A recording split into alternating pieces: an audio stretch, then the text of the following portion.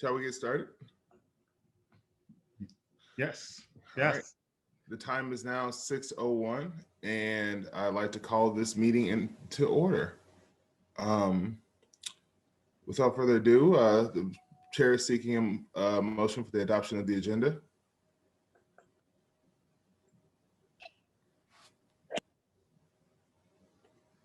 I move to adopt the agenda. Is there a second?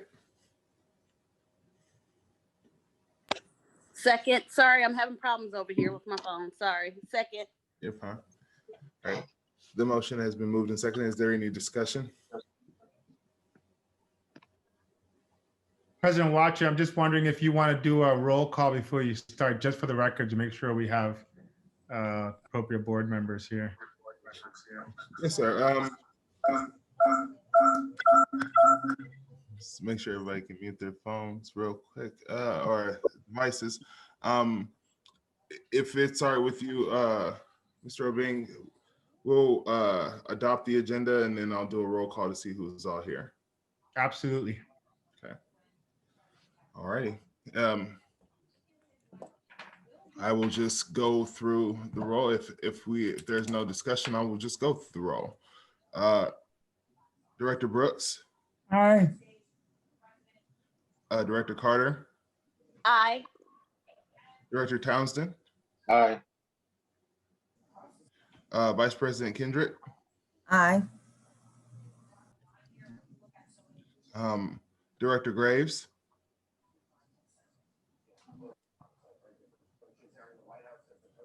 Director McGee.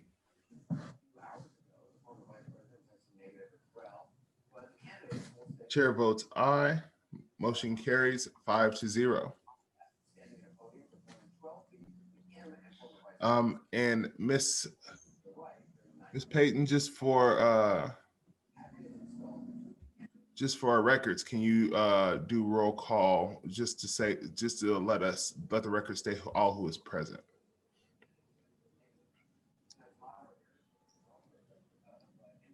Alvin Brooks.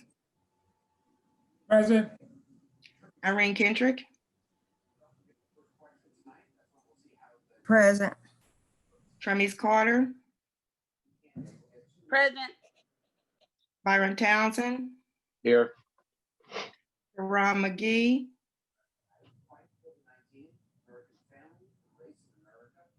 Carol Graves. President Watchery. Present. President Watchery, we have 5 board members present. We have 5 board members present. Thank you, Ms. Payton. All right. We will now go on to item 3.1, election presentation.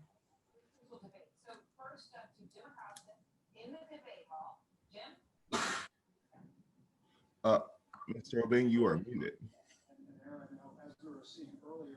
Sorry, President Watcher, can you hear me now? Yes, sir. That was going to do the presentation has been delayed because of engagement. And they may join us later on in the meeting, but we could probably proceed on to 3.2. Sounds good. Then shall we go right into 3.2 then, Ms. Sparks? All right, great. So hello, everyone. It's good to be back with you again and great to see you. Before we kind of start with the content of the presentation, I do want to introduce our new staff person in our leadership development department, and that's Kelly Fram. And Kelly, there she's waving. Kelly joined us actually the day before our annual conference. And so she's only been here this may be her 3rd week, I believe, starting. And she comes to us most recently as the director of Columbia College campus at Lake of the Ozarks. But she has, and she's also an adjunct faculty there with Columbia College. And she has some great experience in small business development as a consultant and some marketing consulting. And so she brings a lot to the table here and has been kind of on the fast track of learning, and what better way than to just get to observe interactions with a board rather than us just talking about it. And so you'll be seeing a lot more of Kelly along the way, but she's just going to be observing and watching everything this evening. And the I'll probably chime in from time to time, but Kelly Hopkins, as many, I think probably all of you are familiar with Kelly. She has been with MSBA quite a while and is one of our staff attorneys, but she's also the Associate Executive Director for Policy and Legal Departments, as you know. And so Kelly's going to take the lead, and I won't be able to keep my mouth shut, I'm sure. So as you know me, but just like before, I mean, Kelly's framed this around some of the things that you brought up and shared with Mr. Obeng so that he could kind of guide, you know, inform us. Right. But in the past sessions that we've been in the last couple of months, you've been really great about asking good questions and bringing up your situations as some really great examples. So I encourage you to continue to do that this evening. So Kelly, handing it over. Okay, then I will get my screen going so that you can see it. Start my slideshow. Do I have permission to share screen? Let's see, share screen. All right, let's do this one. And let's blow that up. District congressional race. In fact, it's on right now. And Three statements Republican challenger Amanda Atkins are facing up. You can see okay. While you're sharing your Excuse me, I'm listening to something. can everyone please mute their devices? Ms. Payton, does Kelly have? Got a it. screen? Can you see my screen? No, Ms. Payton, we probably have to make her. Okay. She does have permission to share the screen. I don't know. I will. Okay, hang on. I will see if I can do something different with it at this point. All right, screen 2. There you go. That's not working. It's starting to come, I think. There you go. Is it? Yep. We Nope. can see your emails. Well, that's nice. That's, well, just a minute. I'm sorry, it wouldn't share before and then it just went away. Okay, now we have, oh, darn, this is bad. It disappeared. Okay, then you see my emails over here? Well, that's what, there we go. There's the PowerPoint. I had it all pulled up. I'm sorry, this one's on widescreen, so.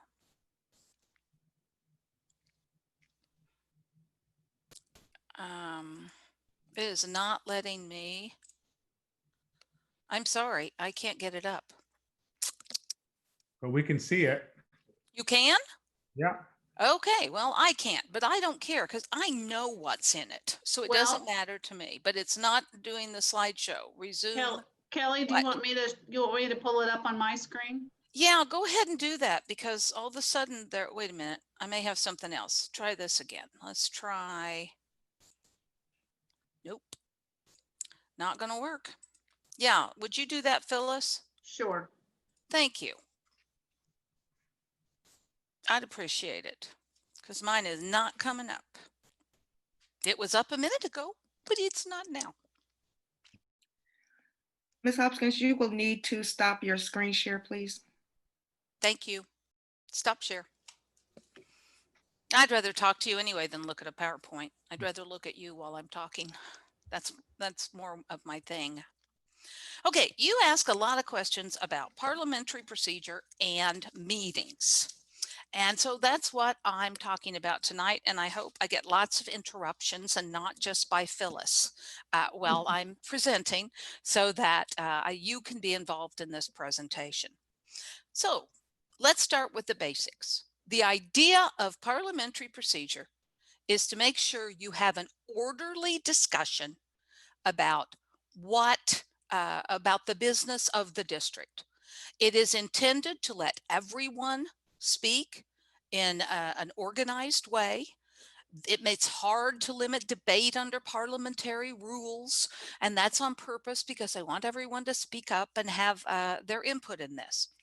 But we'll start with the very basics of parliamentary procedure, and that's making a motion. Before anything can be discussed in a meeting, there needs to be a motion. The motion is what kicks it off for discussion. And after the motion, it needs to be a second. Motions are easy to make. I move that, or I move adoption of the consent agenda. I move whatever the motion is.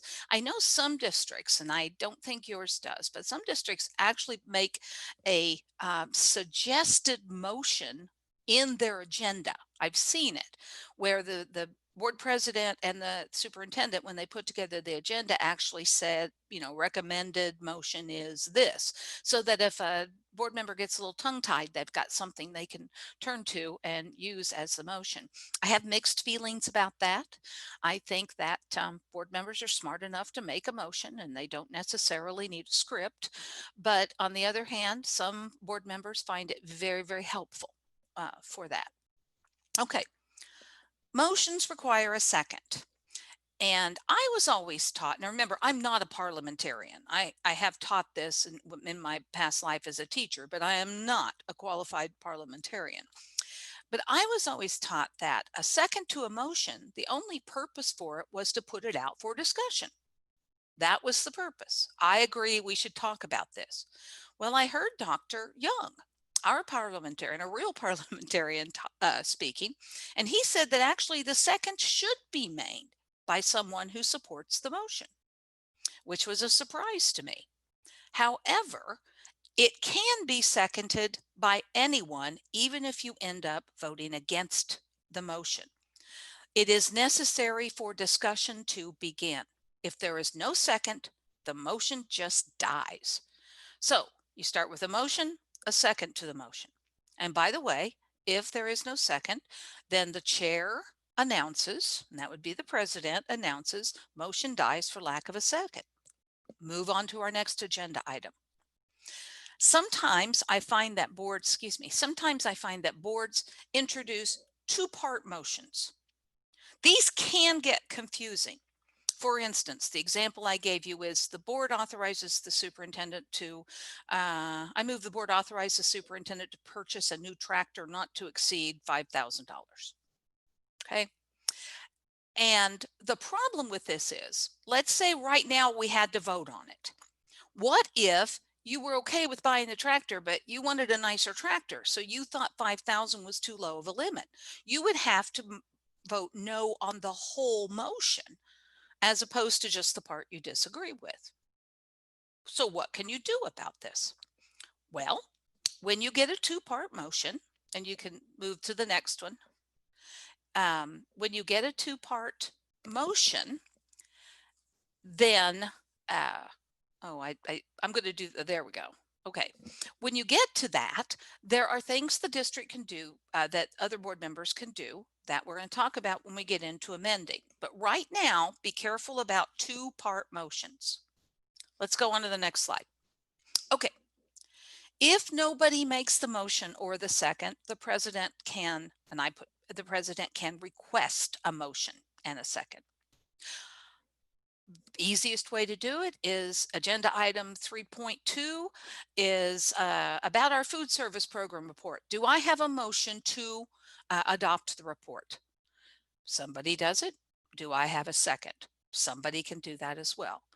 The board does not have to, the chair does not have to call for a motion, but sometimes if one's not forthcoming, it is a very practical thing to do. Now, before the discussion on the item starts, the president should restate the motion something like this. It has been moved and seconded that, and then whatever the motion was. Is there any discussion?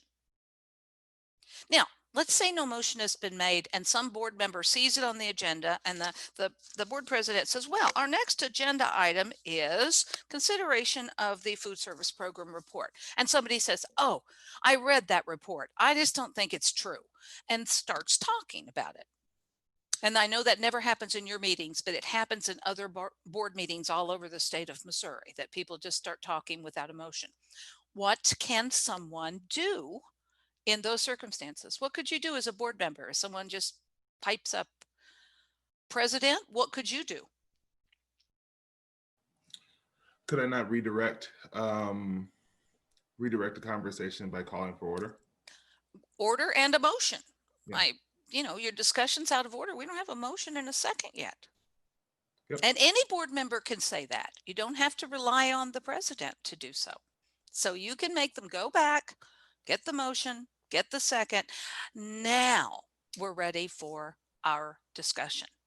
And that's why you want the president to restate that so everybody knows what you're talking about. Okay? Okay. Next slide. All right.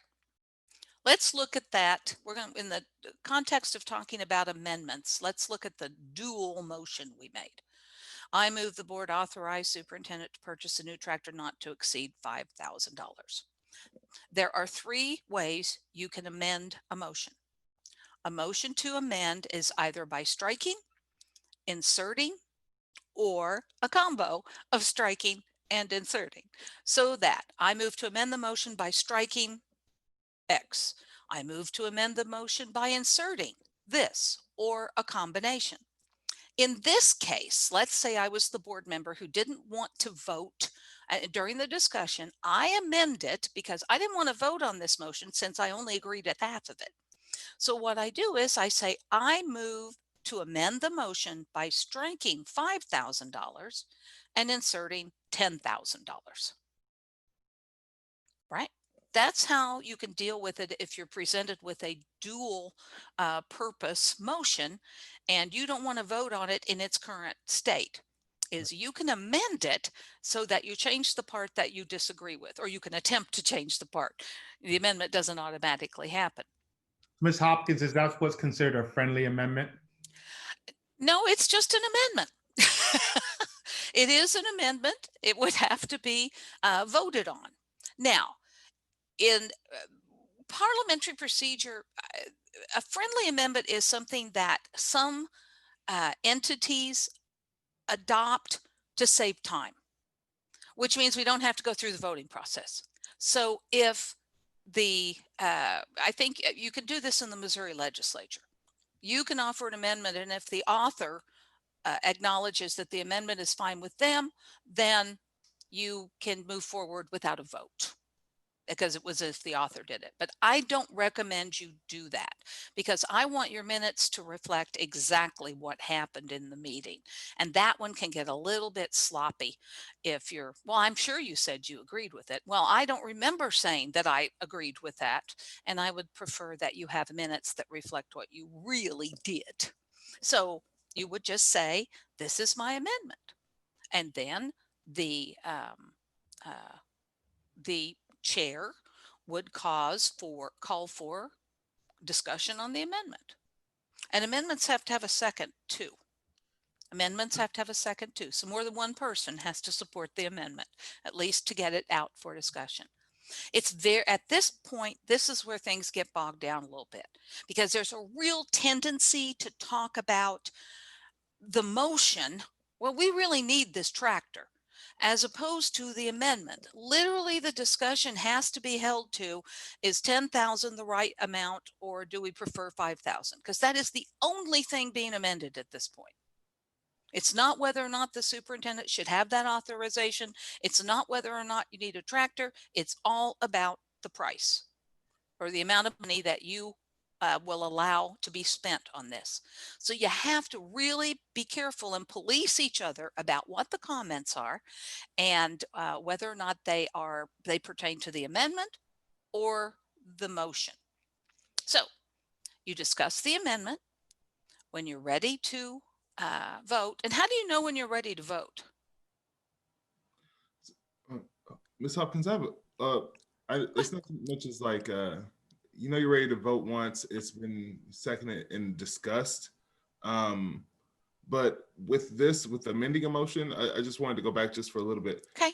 So if in the example, the original motion is made for someone saying that they move that the board or authorize the superintendent to purchase a new tractor that not to Yes. exceed.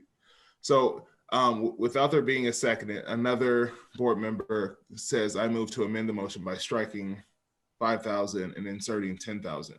Am I? You couldn't do it before the second. That's what I need to know. It's not officially out there until the second. Okay. You're right.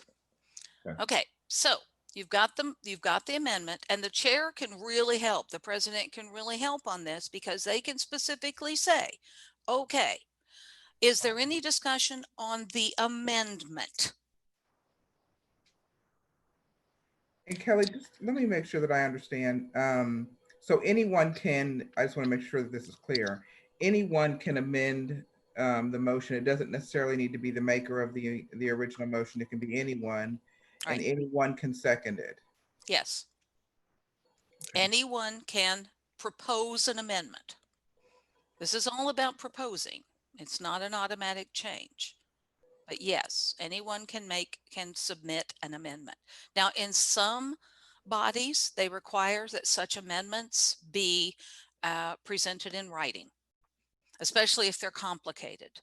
And I would advise you as a board member, if you know something that's coming up for discussion and you think you're going to want to make some changes to it, I might write down some of my thoughts ahead of time and have that ready to go, because it's a lot of work on your board secretary and your other board members to keep track of really complicated changes to a motion. All right, so we know it's time to vote, one, if someone moves the previous question, which means calling for a vote. All right. And that takes a 2/3 to happen, because that would end debate and go to a vote on whatever you're talking about at that time. And of course, under Roberts, we want everyone to be able to talk. So that's why the 2/3. The other way you know it's time to vote is when nobody's talking anymore or nobody says anything. And then the chair can say, seeing no discussion or seeing no further discussion, we will proceed to a vote on the amendment. The amendment is to strike $5,000 and replace it with $10,000. Okay. Hopkins, what do you said that you're ready to vote when everyone stops talking. What if you've been having a conversation for 2 hours? And what strategies do you use then? Because sometimes it's a topic that we can talk on it for hours and hours. Ms. Hopkins, can I speak to this? Sure. We have the policy stops us from going for 2 hours. So like we have a policy that requires the 20-minute limit for any item, as well as conversation regarding that people would provide 2-minute comments, and then they can follow up with a 1-minute comments, and that would end the discussion right there. Oh, okay. Well, but you would move the question. Yes. The other option is, if let's say you don't want to talk about it for 20 minutes, you only want to talk 5 minutes, you've heard everything you care to hear. You're absolutely right. You move the previous question. And if you get enough people to support you, discussion's over. But again, you need 2/3. You can't do that with a simple majority. Okay. But if you have a policy, but that doesn't mean everything has to be talked about for 20 minutes. I doubt if the 5,000, 10,000 thing is worth a 20-minute discussion. So someone could move to call a vote on the item before the 20 minutes. You got it.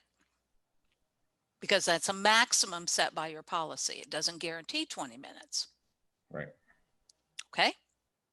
So now we're voting on the amendment, which is striking 5,000 and inserting 10,000.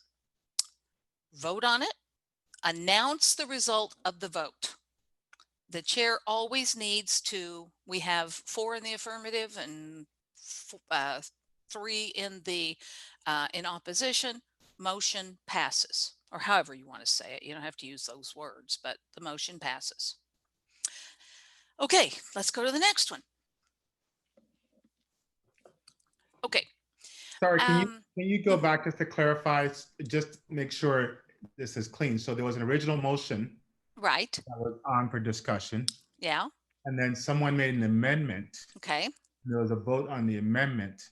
Right. Then what happens to the original motion? Well, the board then says the chair then says we are back to discussion on the original motion, and the chair would need to remind you, which now reads to authorize the superintendent to purchase the tractor. Let's say it passed, not to exceed $10,000. Is there any discussion on the motion as amended? Because it was amended. If it's not, let's say the amendment fails, then what the chair says, the amendment has failed. We will go back to discussion on the original motion, which was, and remind them again what it was. And then at the end of that discussion, 20 minutes or less, you will hear, you will take a vote on that. The chair will announce the result of the vote, and the motion will either pass or it won't pass, and it goes away one way or the other. But anyway, you're through with it for the evening, probably. May I ask a question? Absolutely. Could the maker of the motion to amend ask permission from the president to reconsider the amendment? Okay. Reconsideration, which we will talk about, but that's okay. We'll do it right now. Reconsideration is something that is appropriate during the meeting that you're in. So reconsideration can't happen after the end of that meeting. But let's say the amendment did not pass. Okay. Let's say it did not pass. So we had a 4-3, 3-4, 4 against.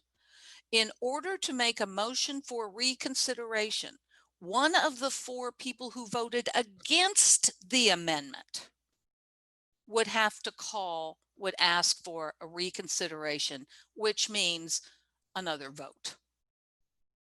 It's always within the same meeting, and it's always someone who voted in the prevailing side that must offer the motion to reconsider.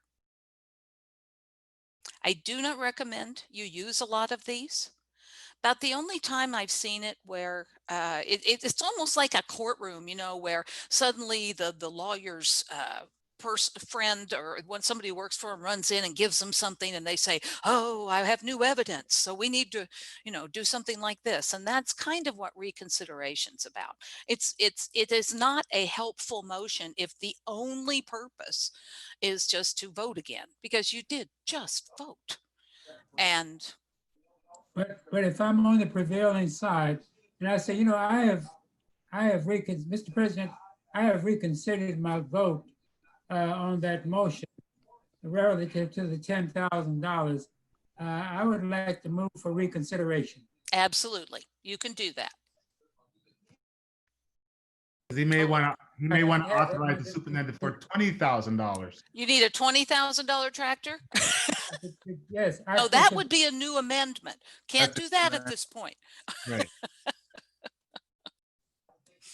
But let me ask, but we could vote that motion down, and then could we vote that motion down and ask for, say, Mr. President, I'd like to make a motion that because we voted the motion down.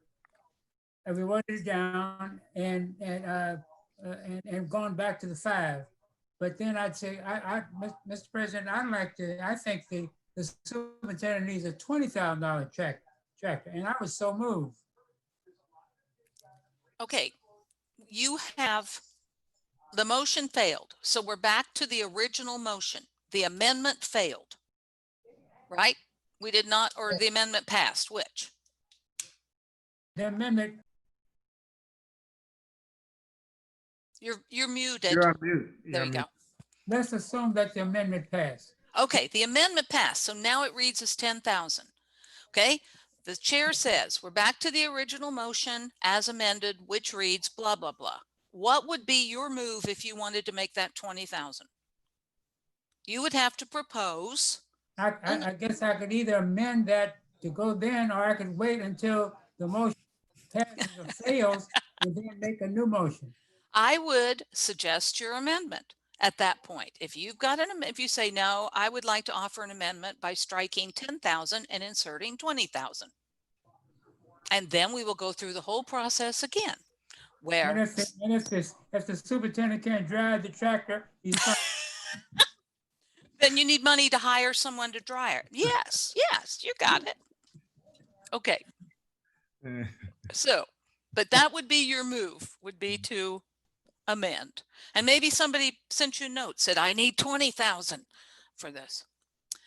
Okay, let's go to the next slide. Okay, it is very important. The chair, whatever body that is using parliamentary procedure, the chair has a really big obligation in keeping everything clear for everyone. Before the vote.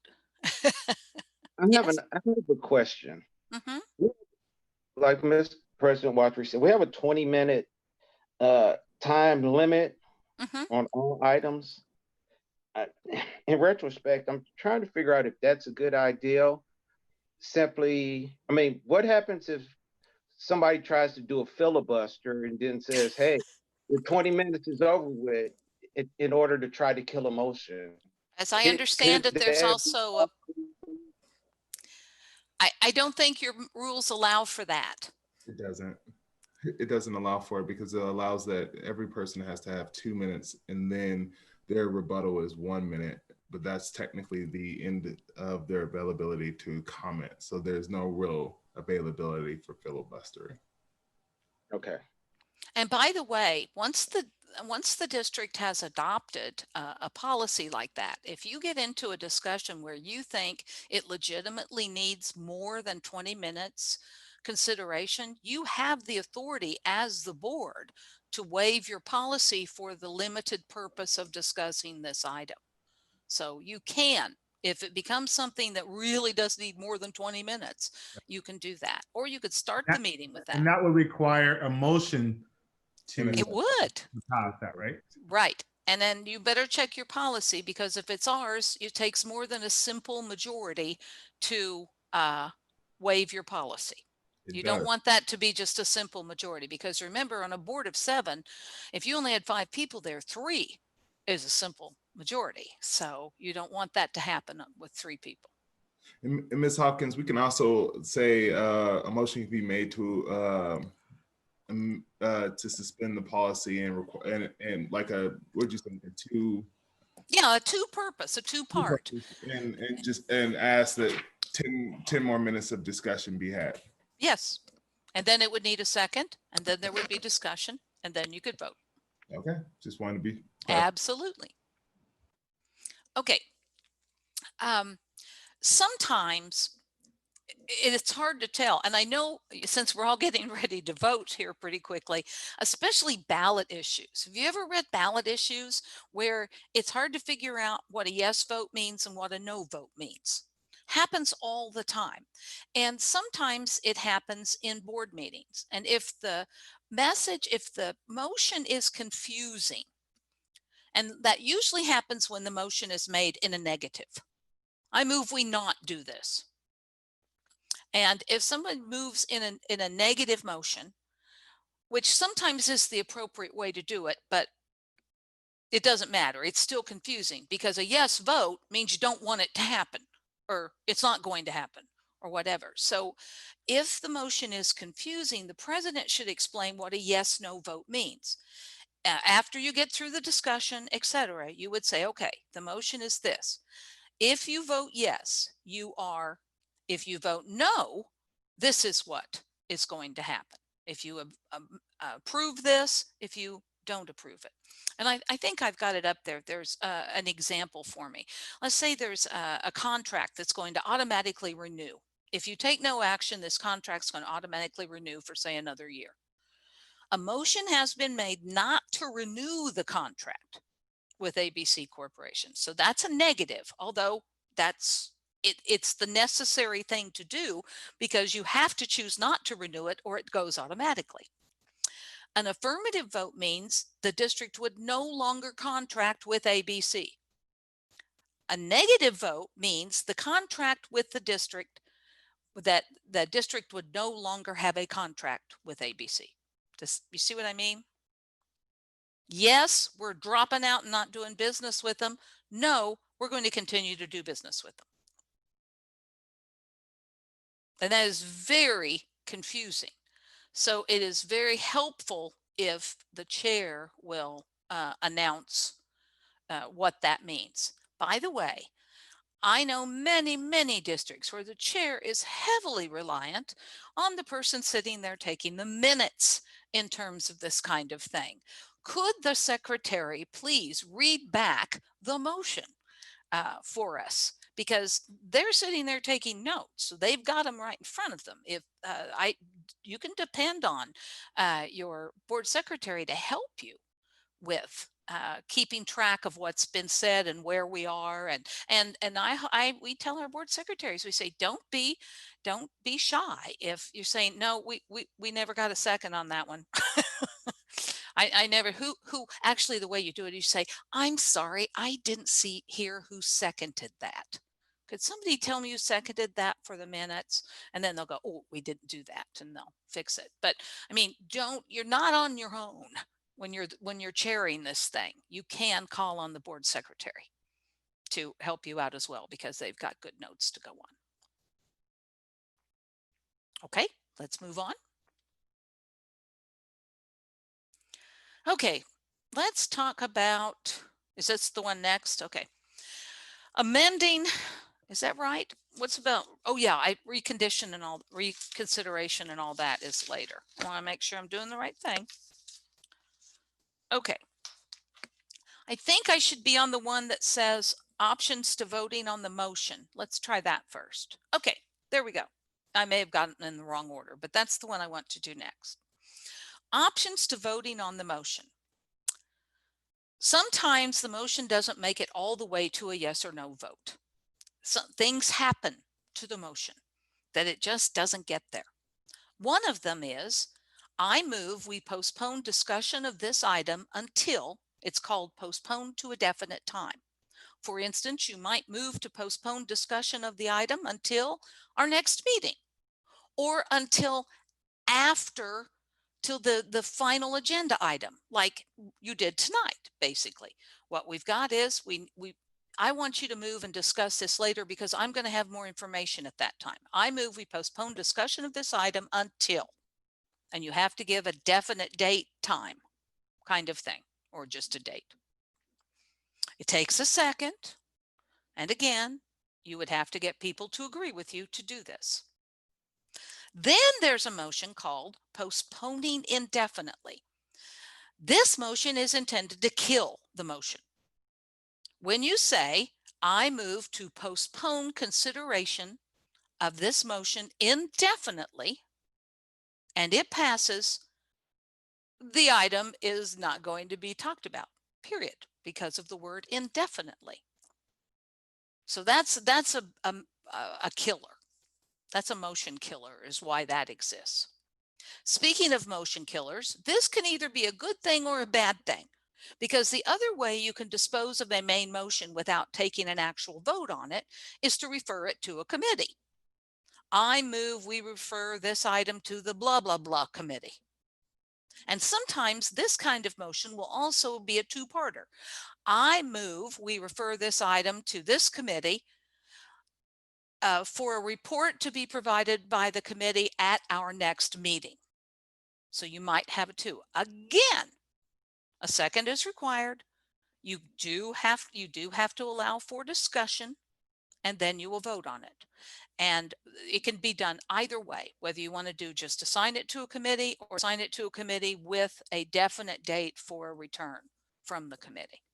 Ms. Hopkins, is there Yes. a difference between the postponement and tabling an item? Tabling an item is really interesting because tabling literally means putting something aside during the same meeting and then bringing it back. It is I don't know if you've ever heard Dr. Young talk about this, but he describes that in the early days of our Congress and other parliamentary bodies, there was a table where stuff was, okay, the bills, let's say, that they're working on in the legislature.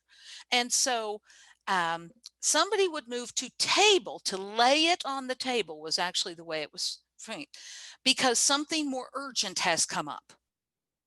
So we really need to stop talking about this and talk about this right now. I move we lay this on the table until so that we can discuss more pertinent issues. And then, of course, later you'd have to go back and get it off the table to discuss. It can also be a motion killer, but it doesn't happen from meeting to meeting. It only happens within the confines of a single meeting. A lot of people use lay on the table to mean postpone. And it's a different motion, and it's one you probably won't use very often.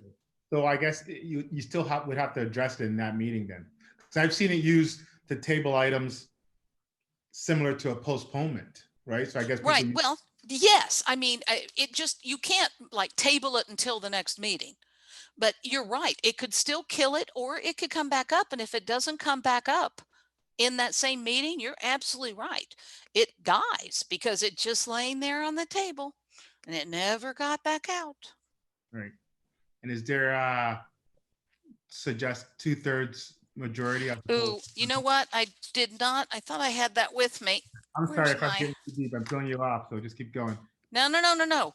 I had my stuff right here with my parliamentary procedure chart, and it's gone. Oh well. But anyway, I'll look that up. Oh, wait, got it. Okay, let's see. The table.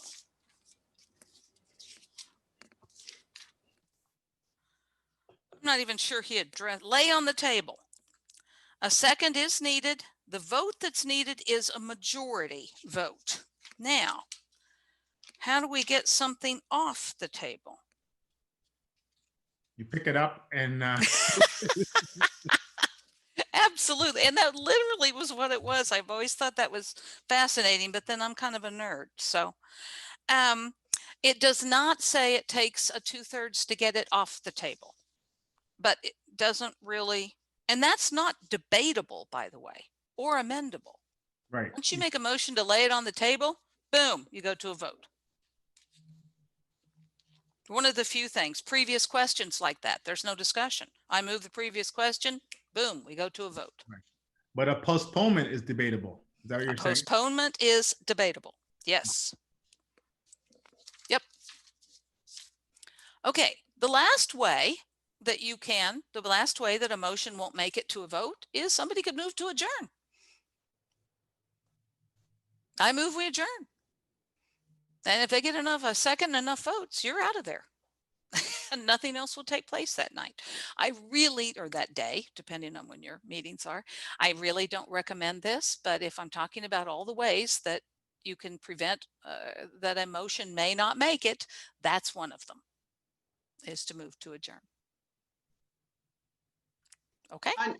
Kelly, before I'll go to the next slide just a second. I just want to remind folks, and I forgot to say this in the beginning, but with like I've done with the other work sessions we've done together, you will get credit for this evening if you have your camera on. I can't record your attendance and participation if I can't see you.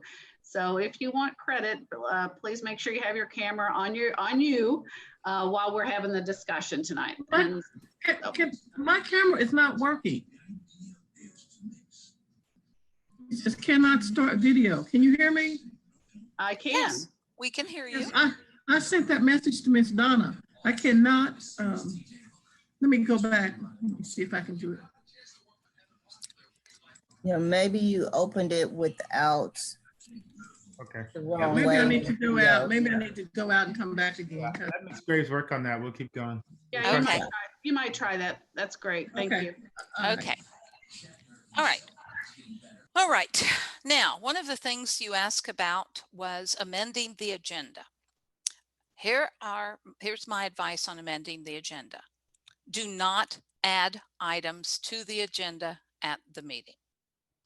Unless it is an absolute emergency, the agenda should not be amended at the meeting by adding anything. The Sunshine Law requires you give 24 hours notice of your meeting and of the items to be discussed. Now, it doesn't have to be, it's a tentative agenda, and it doesn't have to be perfect. But the more you wait until the night or day of your meeting to add things to the agenda, the more likely you are to at some point violate the Sunshine Law for doing that. Number two, if you add items the night of the agenda, no one is ready to discuss them. You get packets in advance for a reason, so that you can do your homework and you can be prepared to have good discussion. Most of the time when things are added at that night, the one person who added it talks a little bit and everybody else goes, well, I didn't know anything. Did you know anything about that? I don't know. I don't even know what questions to ask. And that is not a fruitful discussion. So I do not recommend that anything get amended at the meeting to add, unless, and everyone knows this, I hope, there is an actual emergency clause in the Sunshine Law that says, if it was important, so important you had to talk about this topic with less than 24 hours notice, you are to enter into the minutes why you talked about that, why you couldn't give 24 hours notice. And in most cases, that item that you put in the minutes is not a good thing. It's usually a bad thing. Well, we didn't know the tornado was going to hit the building 24 hours ago. We didn't know the bus was going to be in a wreck. We didn't know. I mean, these are things that just pop up, and they are usually not good things. But occasionally it's like an emergency hire. You know, we've actually had someone and we didn't have 24 hours notice that we were going to need to fill this position. I mean, you have to have a good cause on why you're doing that without posting it. However, you can remove items from the agenda. I move that blank be removed from the agenda. That's going to take a majority vote to get that to happen. Once the agenda is set, you can change it by removing. And you could change it by adding if you weren't subject to the Sunshine Law. That could happen under parliamentary procedure. But when we're working with, and I have talked to the Attorney General's office about this, and they very much agree that adding items to the agenda, especially items of great import, is a violation of that 24-hour rule. You can change the order of the agenda like you did tonight. Consent agenda items can be moved to the regular agenda, but it doesn't take a vote. It just takes one board member saying, I want to pull this off of consent agenda and put it on the regular agenda. And the reason you would do that is if, as a board member, you want to discuss that item, because consent agendas by definition cannot be discussed. That's another one of those: move to approve the consent agenda, vote. There's no discussion on the consent agenda. The only thing you can do is remove individual items and put them on the regular agenda. Questions about that? And Kelly, that has to be done in the beginning, is that right? When the president asks for a motion to approve the agenda? Yes. Remove items from the consent agenda during the time when, because that consent agenda is a subset of the larger agenda. So when you approve the agenda, you're approving the consent agenda to consider it as it exists at the time you make the approval. So if you want something off the consent agenda, which means you probably should read that consent agenda ahead of time and be prepared to do that when it comes time to approve the agenda. And if, Mr. Watry calls for a motion to approve the agenda, and then do you have to have a second before, before somebody says, I'd like to pull item 1 point, or 4.2 off of and move it to the regular agenda? I really don't know. I'd have to look that up. I don't know. It's okay to do it that way. I've even encouraged board members to to notify the administration, say 2 or 3 days ahead of time. I'm going to pull this off the consent agenda because I want us to talk about it. That way it never gets put on the consent agenda. If you think this needs to be discussed and you know that ahead of time, you can share that with your board president, and the board president can visit with the administration and they can pull it off and put it on the regular agenda so you don't have to mess with all this. But if you're at the meeting and it's time to approve, and I don't know if it has to happen after the second, it makes some sense that you'd wait until then to approve, and then that would be during the discussion part where you say, I want to pull this item off. Okay. You don't. Mm-hmm. And And you've got a policy too, don't they have a? Right. We're going to look at a piece of that in a moment. I think it, well, I'm not an expert, but I think it does come in the discussion part once you've approved it on the second, and there's any discussion on the agenda, then someone could say, I'd like to remove. Pull this. It makes sense. Right. And And the other instance where that would more than likely occur is if it's a nepotism or conflict of interest issue. Yes. So if you're voting to, let's say you're approving a list of staff members and then hires, then and you're related to one of those people, then you would want to move and you want to be able to vote on everybody else, you could pull that out of that part of the consent agenda. Right. Okay, that's a good one. So would that not be declaring a conflict of interest? Well, you're not declaring a conflict of interest. You're going on the record to avoid nepotism at that point. You're going on record saying, I would like to pull that out for a separate vote on the regular agenda because I am prohibited from voting due to nepotism. And you want that in the record, that you didn't vote on, that person wasn't on the list when you voted on it. Right. For nepotism. Right. For conflict of interest, you would just abstain. Unless you want to. You can also do it for conflict of interest. You can say, I see the consent item has a contract with a company that I work for. I feel conflicted. I would like that item pulled out so that I could abstain. Right. Or you can just abstain from the whole consent agenda. Based on conflict of interest, right? Yeah. Or just, yeah, I abstain from the consent agenda. You can't vote no on a consent agenda. One person votes no, it's not a consent agenda because consent means everybody agrees. Right. You can just not vote. Right. You could abstain, but you can't not vote. Right. Okay. Are we ready? Any other questions on that one? So in follow up to that, I did want to bring in, every time I've kind of highlighted some of your policies that relate to our discussions. And so this is the piece of your policy BDDB, which is the board agenda policy. And this speaks specifically to the consent agenda.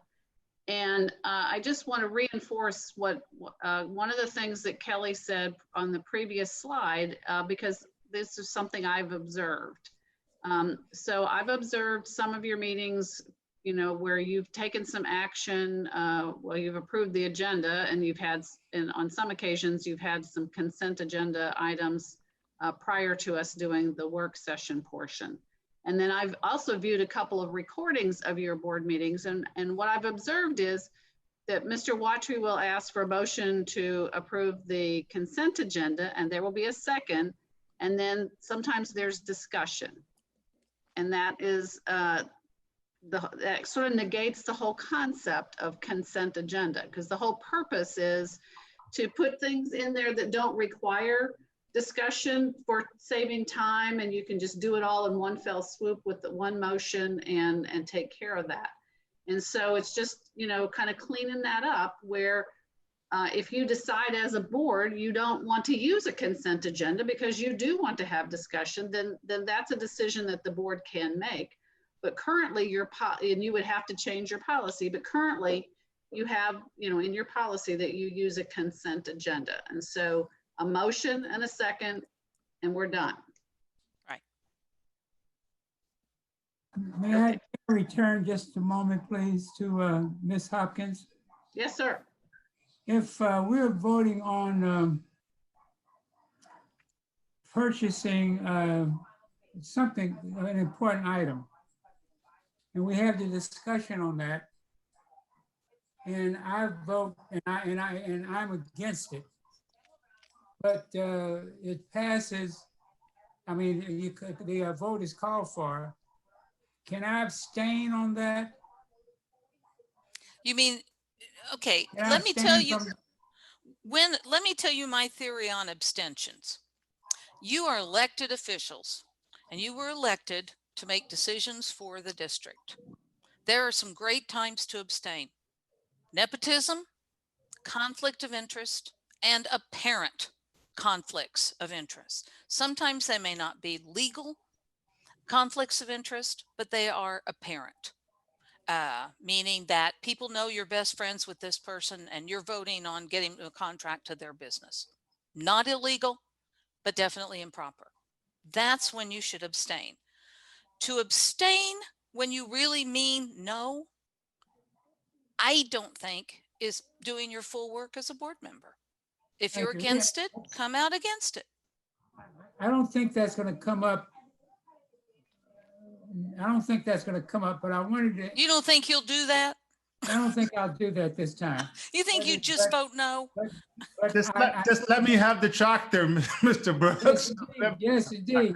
But I do know that it has happened with some boards where there was an opposition, and when it came up for a vote, the person abstained. I felt it was not in keep with Robert's rules, but we were never called on it. And anyway, you've answered, and no further discussion needed, I don't think.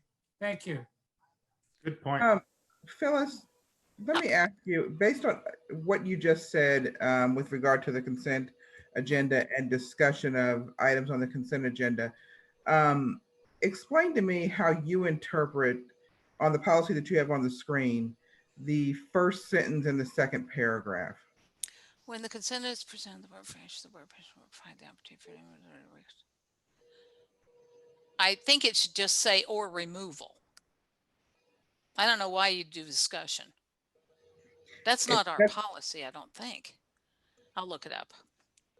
If it is, we need to change our policy because there shouldn't be anything for discussion.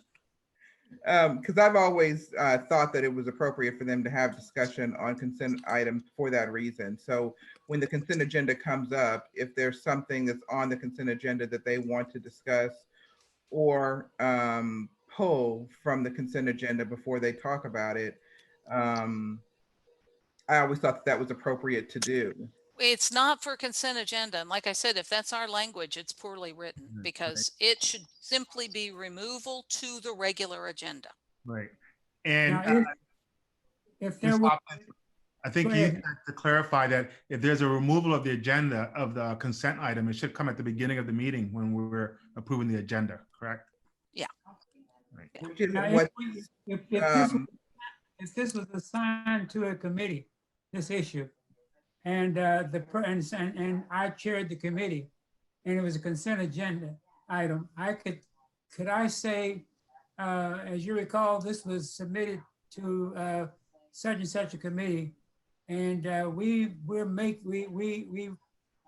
moving this consent agenda. It's been thoroughly vetted and everything, and we've moved this to the consent agenda to let them know that this is when it was assigned to the committee, we've done our homework, and just to explain it to why now it's on the consent agenda.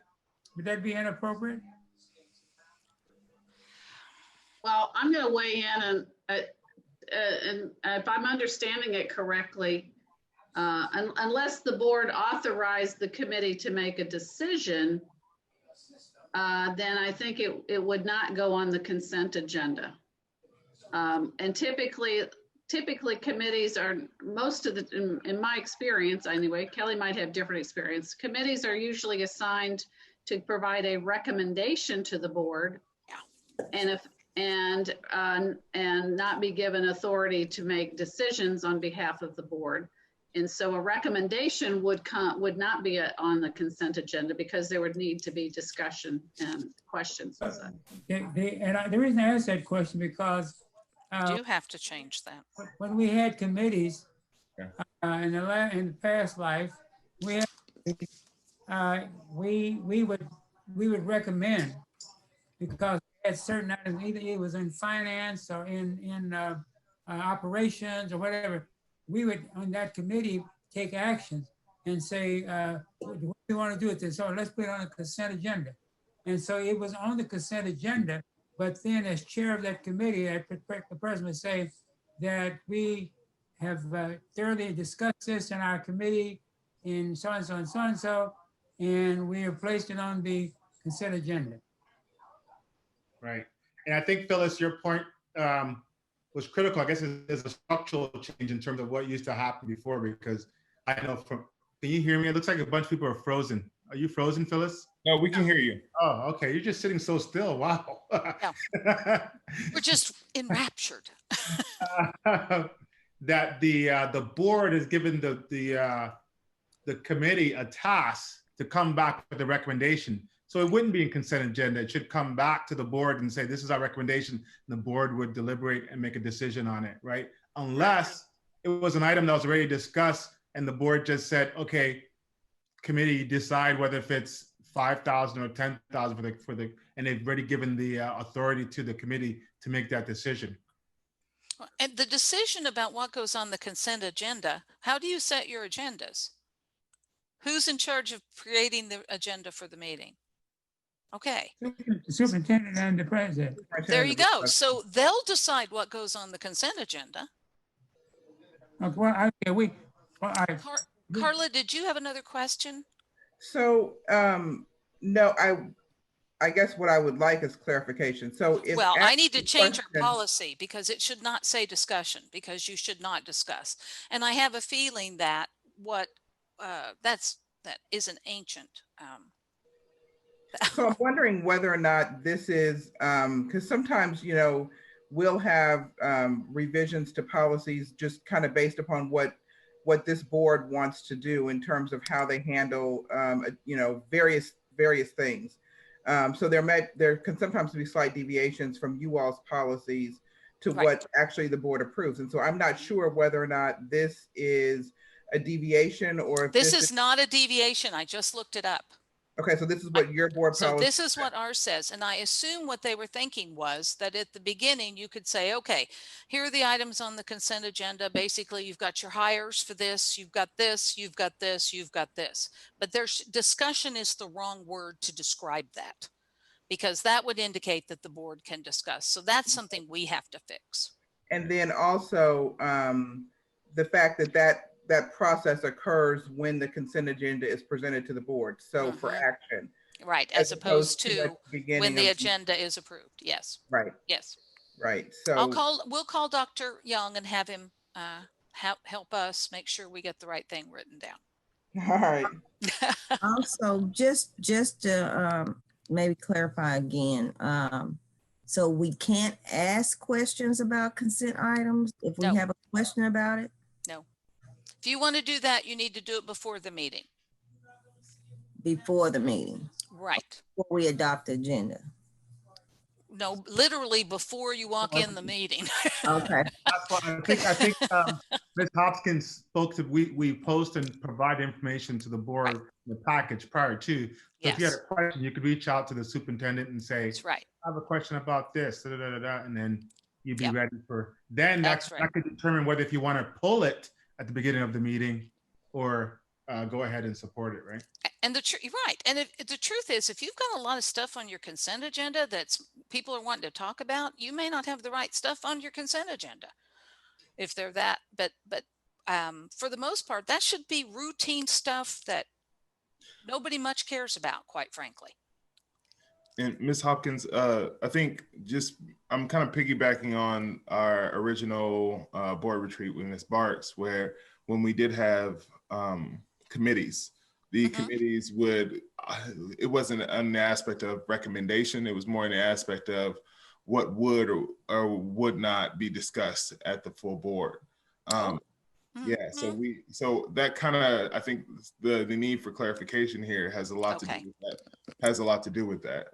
There was clarification in our board retreat this year. We haven't even had any committee meetings, but I think that kind of paradigm is a shift that we're trying to make out of. So. And I do know boards where they have policy committees, and the committee serves as the first reading. Right. so that it saves the board the introductory time of something and makes a recommendation. So you go straight to second reading. So I can see where a committee could function like that. Okay. Just for clarification. Right. Thank you very much. So Kelly, I'm wondering, we're allotted the time, and our time wraps up around 7:30. I'm wondering. Go to pizza. Well, I wondered if we should skip pizza and address the closed session stuff, and then we could do the pizza practice if we have time left. Okay, I'm fine with that. Whatever. Okay. All right. I'll move on. Besides, then. I'm starting to get hungry, so I don't want to talk about pizza. Pizza sounds good. It does. Okay, let's talk about entering a closed session. Well, once again, one of the things that we were asked about, a closed session requires 24 hours advance notice. The same is for closed session as for open session. If there is an emergency, we weren't planning to talk about personnel, but because of an emergency that we will state in the minutes, we have to talk about personnel. So we'll be talking about it with less than 24 hours notice. You take a roll. There's two ways to go into closed session. The Sunshine Law lays out two options. One, take a roll call vote in open session to move to closed session. That's one method. The second method is posting it 24 hours in advance. Now, the way the Sunshine Law reads is you can do one or the other. You don't need to do both. You could just post it or you could just vote. However, we have at least one court case who says you need to do both. And we encourage districts that, although I can do a straight-faced legal argument that the Sunshine Law does not require you to do both, to go ahead and do so. It doesn't hurt to have both posted it and to vote. And both the posting and the vote must include the specific statutory reason for closing, which would be literally a number, 610.021 13, 3 and 13. That's all you have to post. You don't have to post personnel or any of those words. You may if you choose to, but you have to post those. It'll be part of your motion when you go into closed. It will be part of your posting when you post. Oh, wow. So are you saying theoretically, if we had it as an item on our agenda, we could just go into that item and go into closed session? But you would still have to move to go into closed session, right? Because you got to have a roll call vote to do that. But if you do that, the idea is you may not have had to have posted it. Okay. Can you just, well, I'm just thinking about this while you're talking about that in terms of. Yeah, you don't want to do that. No, you want to do that. I think President Watts would want to follow doing the both in terms of doing that. But I will. Yeah, you want. Just yeah. look in your Sunshine. You got a Sunshine Law book. It's very interesting. Issue of quorum, right? Yes. I've been thinking about this. So if we, let's say for instance, our quorum is what, 4 people. Mm-hmm. If we started with 4, and let's say we were going to move to closed session, and someone had to step out or something like that, judging by what you're saying, does that mean we can't go into closed session? You wouldn't have a quorum. Right, but we could continue the meeting even though we've started the meeting. You could continue the open session, but you couldn't take any action. Right, but so if you start with 4 and someone leaves halfway through, you can continue the open session. It's destroyed the quorum. Right. Mm-hmm. But then does that also take away the ability to vote on items if you don't have quorum any longer? Right, no voting. Right, The so that votes means are not. you're essentially just having a discussion for the rest of the meeting. You are, and it's probably not a good idea. It's probably if you end up not in a quorum, just meeting's over. We're adjourning for lack of a quorum. Right. That's the announcement I'd make. Because that's kind of like some of those boards that the meeting adjourns and then they go out to the parking lot and they kind of stand around their cars and talk about the meeting. Well, that's kind of what you're describing there, and that's not good either. I've seen a board one time use it as a strategy not to address an issue where a couple people walked out and therefore now there's no longer meeting. And see, that's just the wrong use of parliamentary procedure. I know that's inappropriate, but I was just wondering about that in terms of what the rules are around that. And the process for going into closed session is the same whether you're doing this virtually or whether you're doing it in person. There's no difference. The only difference is how people observe you and the way you look when I observe you from my screen. So they're the same. So let me ask a question. Absolutely. I'm just trying to work through in my head. That sounds like Carla. It is Carla. It is Carla. Carla, and I apologize. I've shut my camera off for a second. I'm in the car for a second, but Okay. I have a question about the logistics of going into closed session, and I'm trying to, in my mind, figure out how you can not have both of those requirements, the posting of notice and the roll call vote. Like, how would you logistically go into closed session without doing a roll call vote? And how could you have a closed session meeting without having posted it with 24 hours notice? There's no emergency. Is there an emergency provision for going into closed session? Yes. Okay. All right. Yeah. So that's how you could logistically do it. Right. I was trying to find my book. If you actually read the Sunshine Law book, and I don't have it with me right now. Oh, I was wrong. Of course I have it with me. And you look at what is required, it literally says or in here. But once again, we have had, there's at least one court case, and I think it's in the CBM materials in the legal section about how that might work. Okay. I've had boards ask me, can we just go directly into closed session? Well, not if you have to have a public vote to go into closed session. You're going to have to do that in open session. So you may be in open session for 2 minutes, call to order, get a quorum, move to go into closed session. But you still have to have been there if you're going to take an open meeting vote.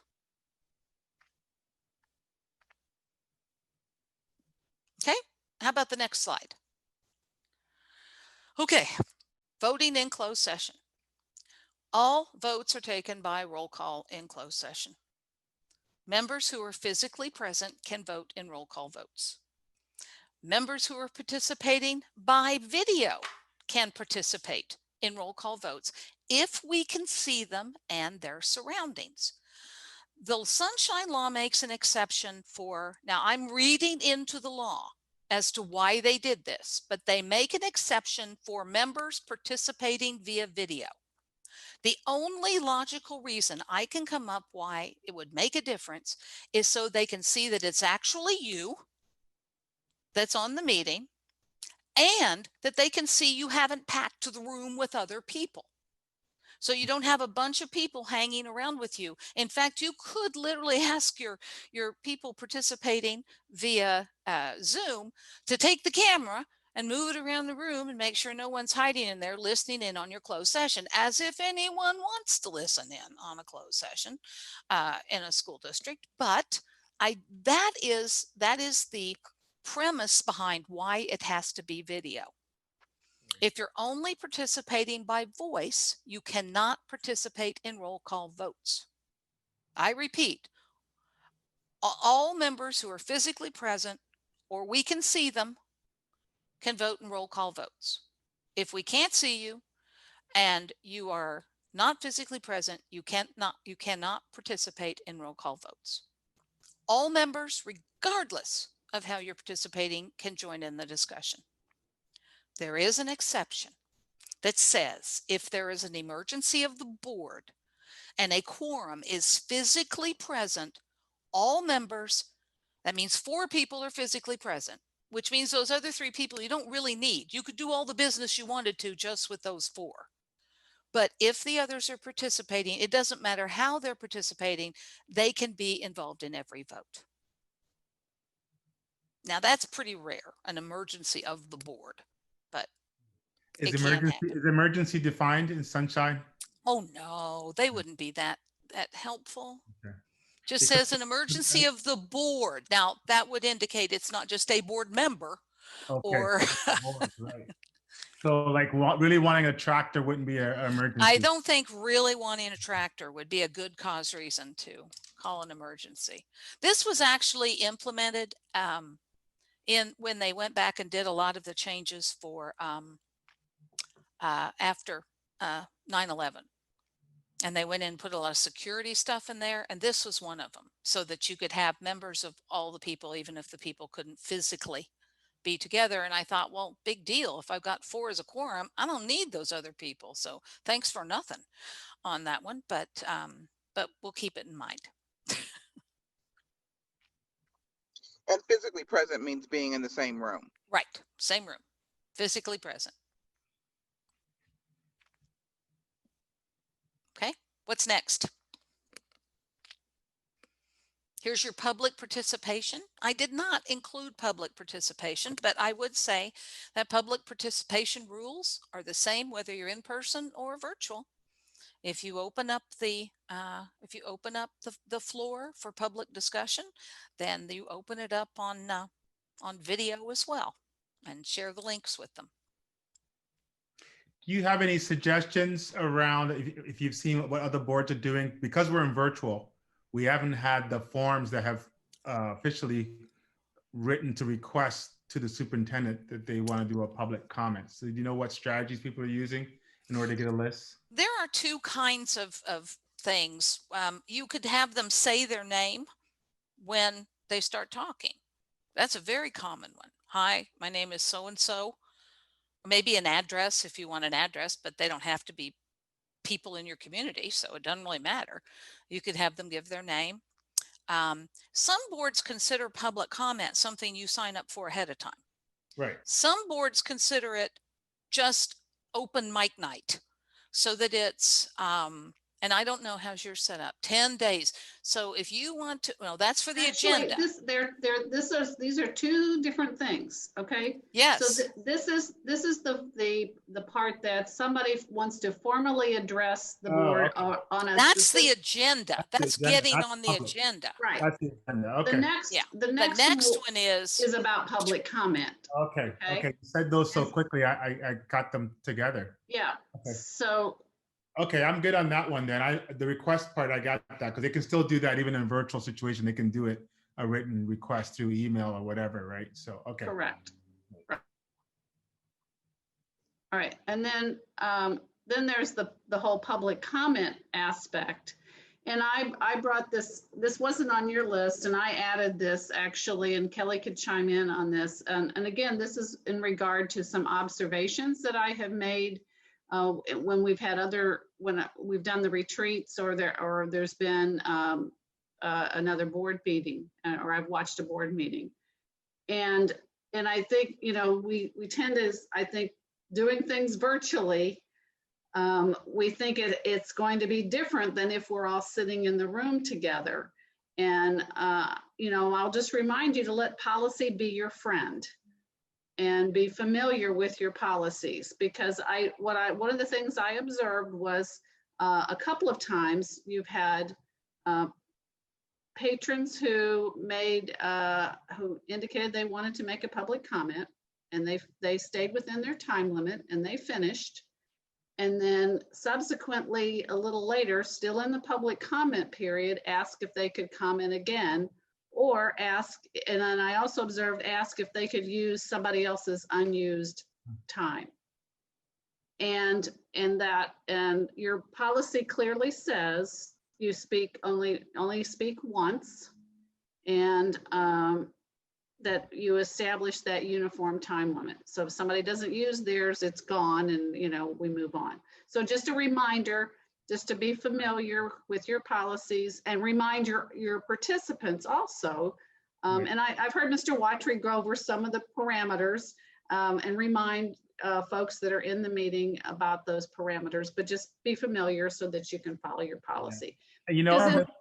It can come back to bite you, because if you allow one person to speak twice, or you have, and that was my timer that we're running low on time, if you allow one person to speak twice or to have extra time, then it becomes the expectation. Yeah.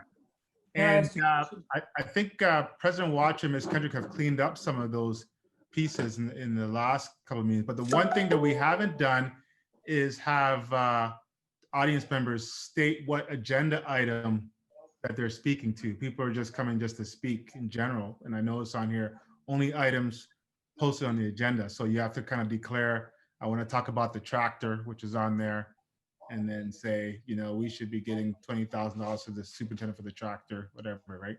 So we haven't done that, so that's one thing that we need to kind of. I think I was going to speak to that, Superintendent O'Bane. I was going to ask that question also. If a person says, listen, I noticed on the agenda, you're talking about purchasing a tractor. I'd like to urge you not to vote for that because there are some volunteers that can do this and this kind of thing. And now does normally when you get these comments from the audience, we just say thank you.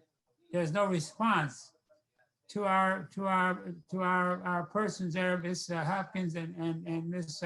Barks. Do we just go ahead and say thank you, or can you? That's it. And then when that motion is made to accept that, and there's discussion, then the board member can, the superintendent can say what the need of the tractor is, and he can refer to, thank you, Mr. Jones, for talking about the volunteers. But am I going down the right trail? Kelly, you're muted. Oh, I got a button on here. You don't have to limit it to agenda items. I recommend it because otherwise, but regardless, this is a time to listen to the public. This is public comment, not discussion with the board. If they want to do that, they can put it on the agenda.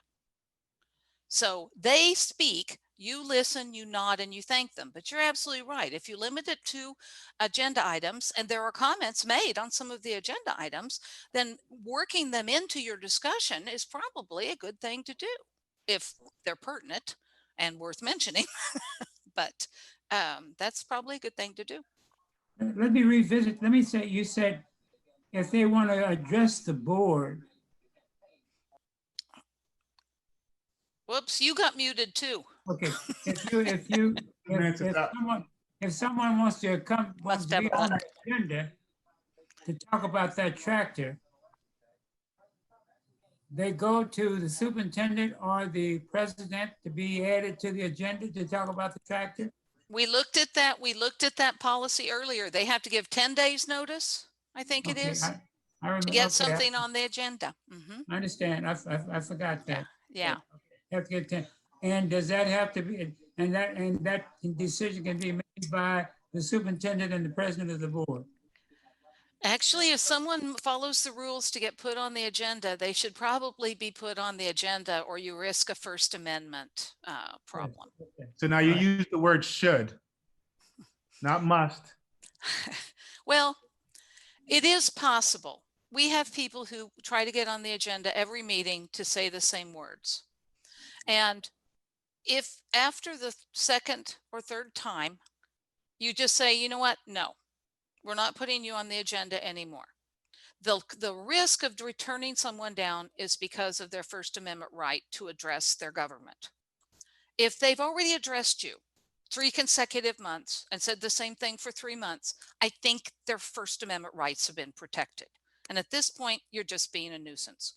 So we are not going to put you on the agenda. You wouldn't say those words to them, but I think you could safely say, we think you've had plenty of options to share your point of view with the board. And unless you have something new, we're not going to honor this request.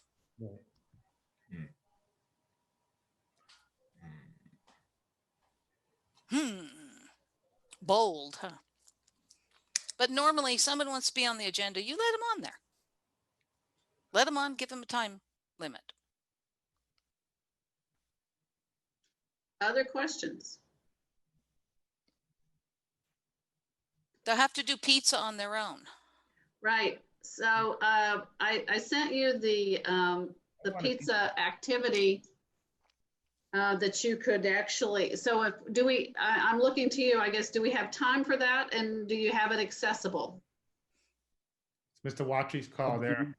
Yeah, I believe we do. We should have time. How long is the pizza activity supposed to take? I assume It's very short, and then we were going to follow it with one you do free form. It's really just to practice the motion and amendment process, to give you some experience with that. And so we have the script. If you have the script available, then we can do it. If you don't, you can propose a motion, and you can do your own amending and just make it up on the fly, if you want to do that. I will be happy to share it on my screen. Okay. Oh, great. If So you yes, could please stop Thank you, sharing. Donna. I will stop sharing here, so you can do that. So I assigned everyone a role, and since Mr. McGee isn't here, Mr. Obeng, if you would read his part, then we'll proceed. I hope they can see that because I can't. Yeah, can you make that a bit larger? That's There. better. There. Perfect. Okay. So we now come to the agenda item of dinner. Someone suggests that we order a pizza. Do I hear a motion? Mr. Townsend. Mr. Townsend, there he is. Oh. He's unmuting. I had already said the motion, or I was muted. Okay. I make the motion that the board order a pizza. Do I hear a second? I second that motion. Is there any discussion? I like Pizza Hut pizza. Ms. Graves?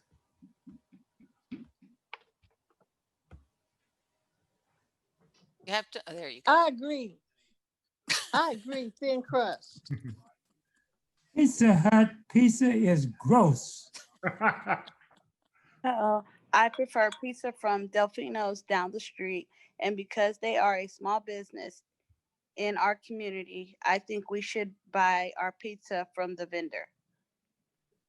That's a good point.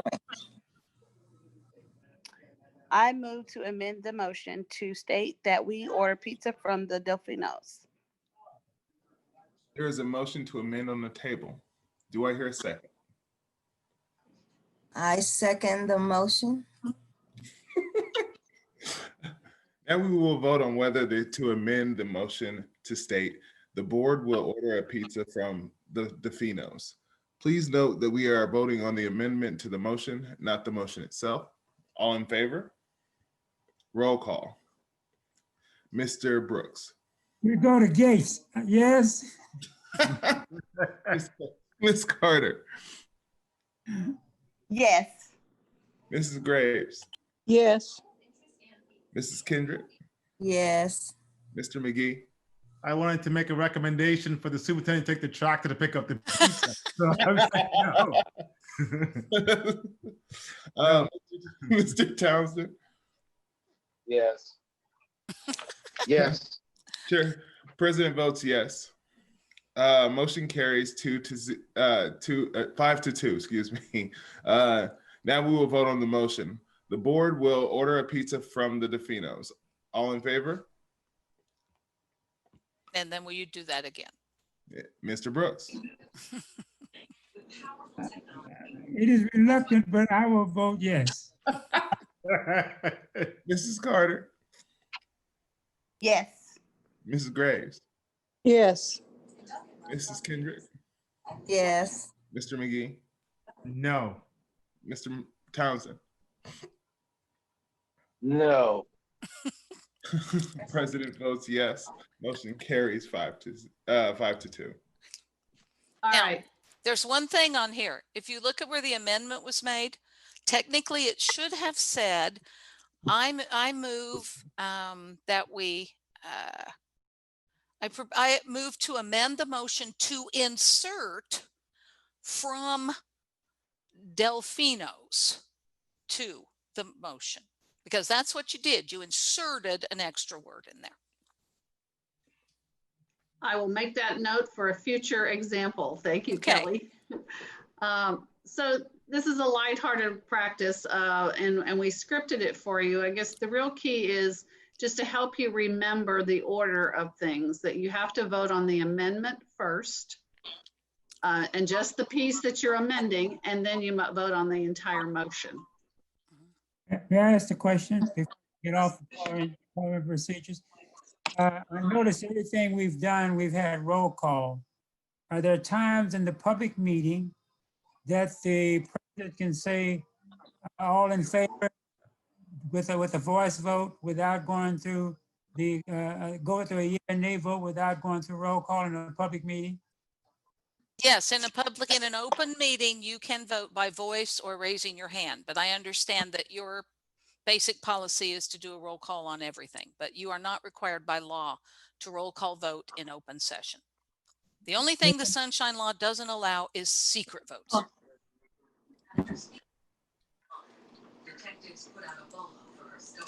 Okay. Are there other questions before we wrap up?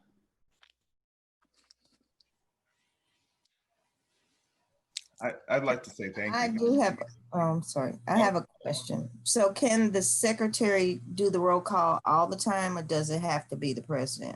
No, it can be the secretary, either one. The president can go, secretary, please call the roll.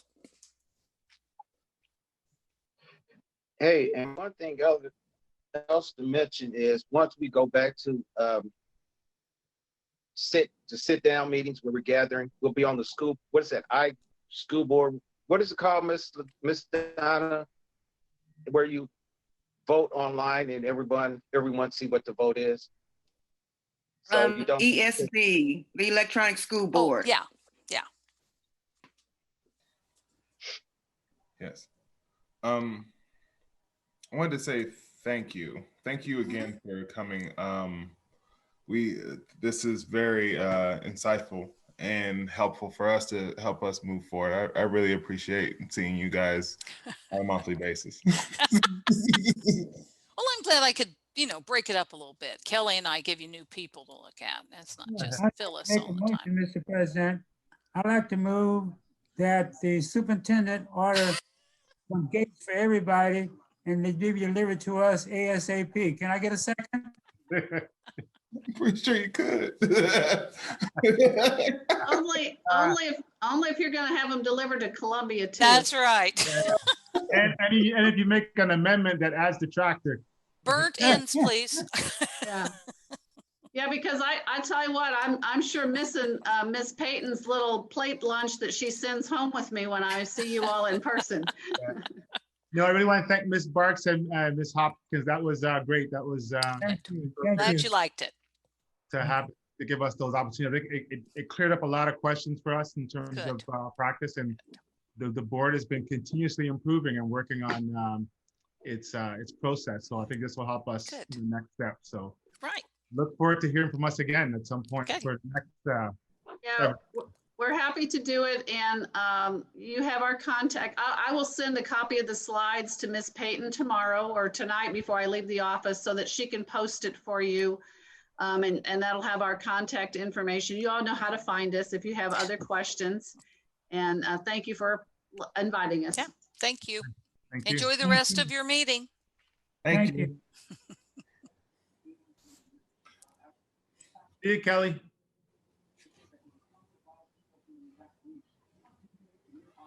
All right. Glad we were able to do that. So I think we're moving to agenda item 3.3.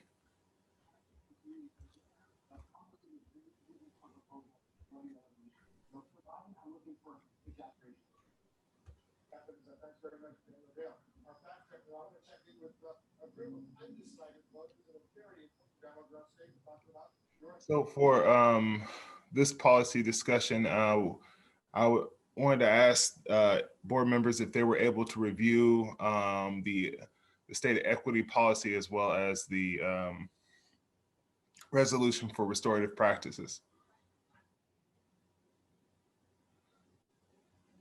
Yes. Thank you. Now, I don't want to be in a position to necessarily read it verbatim, but give time for those who are here as well as board members to review the policy to see if any board members have any questions and make it just visible for the public. And if there are any questions or concerns, other than this, the chair is seeking a motion. Or actually, I wanted to check in with Carla and see, as far as the reading on this, any feedback that came from ELT or our attorney regarding these documents.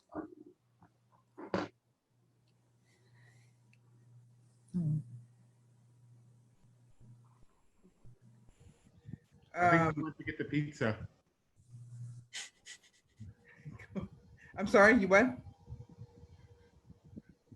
I think Mr. Obing said somebody went to go get pizza, but So was I supposed to be getting comments from ELT? I didn't think that. No, you weren't. I think ELT was able to meet on its own. So I'm just checking to see if with Mr. Obing, if there was any questions or concerns, as well as asking you. Yeah, we did have just only a brief time. We just only had a few days to kind of look at it, but there are some recommendations for the board to think about as they proceed. One, being that it's an equity policy, an all-inclusive policy, we wanted to just clarify if this substitutes for the racial equity policy, or this is an additional policy that we're having there. The other question we would have is that the policy reads as really focused on students. And does the board want an equity policy that's all encompassing, that really talks about students and staff? And so that would mean there'd be some employment equity pieces that would be embedded in here. Also, I would also recommend that if we're going to have an inclusive equity policy, that we're sure to recognize the 13 areas in human rights that would be on the list, so we wouldn't miss anything, and would give some staff some time to make sure that we've got that incorporated in there. So those were some of the preliminary conversations. We didn't have much time to kind of wordsmith or anything like that, but if the board had conversations and wanted to direct staff to include some language based on the comments I made, we'd be happy to do that as well. Okay. Yeah. Mr. President. Yes, sir. I have a comment and sort of along the lines of the superintendent. If we label this policy profile regarding equity, then what we've discussed in this is more than that, and maybe we want to put an "and" in there, because it gives the impression that this policy deals only with equity, when in fact it deals with things beyond that. Now, maybe that's just piggybacking on what the superintendent said in terms of the time that they discussed it, because I think I saw in there, let me just, I don't want to read it out, but let me ask you, pretty much you frame this, and are there things in there that do not deal with equity, but other subject matter? I thought I saw several things that did, and I was just saying if they do, I could be wrong. You're okay. And I can kind of answer some of these recommendations as well. I do know that I pretty much use several formats in several different school districts which have this policy. It's not verbatim, but it is closely linear to multiple school districts across the nation that have this policy. I did check an aspect of the civil rights to Mr. Obing's point. It does hit those 13 points. If there is a school district more towards Baltimore that has this layout, that almost matches the format per se, not word for word, but format to format. So that also, to answer your question, Mr. Brooks, Could you hold it? Could you back up to that other, please, sir? I hate to interrupt you, but No, you're fine. Karen is a curriculum development. Yes, sir. That's what I get. I think that's the one that I looked at. Well, you do use at the end there the term evidence-based instructional practice and integrating multicultural resources within. So, okay, I that was small. I couldn't see that that part in there earlier. No, I'm sorry. I apologize for interrupting you. No, sir, you're fine. This is making sure that it is encompassing to all students, just not just students, but also staff as well, and wanting to make sure that there's clarity on that, in which I can be able to get. We can discuss with Mr. Obeng, as well as any other of my colleagues that have any other comments or inquiries about this. But as far as being all inclusive, yes. As far as civil rights, the civil rights law, yes. This format, as well as there was research done for a while on not just the format but also the wording, and I do think that this policy is geared and mostly directly directed at our students, but I also want to make sure that it's inclusive of staff as well. Yeah. I don't know if that answers, Mr. Obeng, I don't know if that answers like. Yeah, I mean, it does. I just wanted the board to be clear about what they wanted, what the intention of the policy, if it's an inclusive policy for students and staff and even community members coming into our buildings in terms of doing that.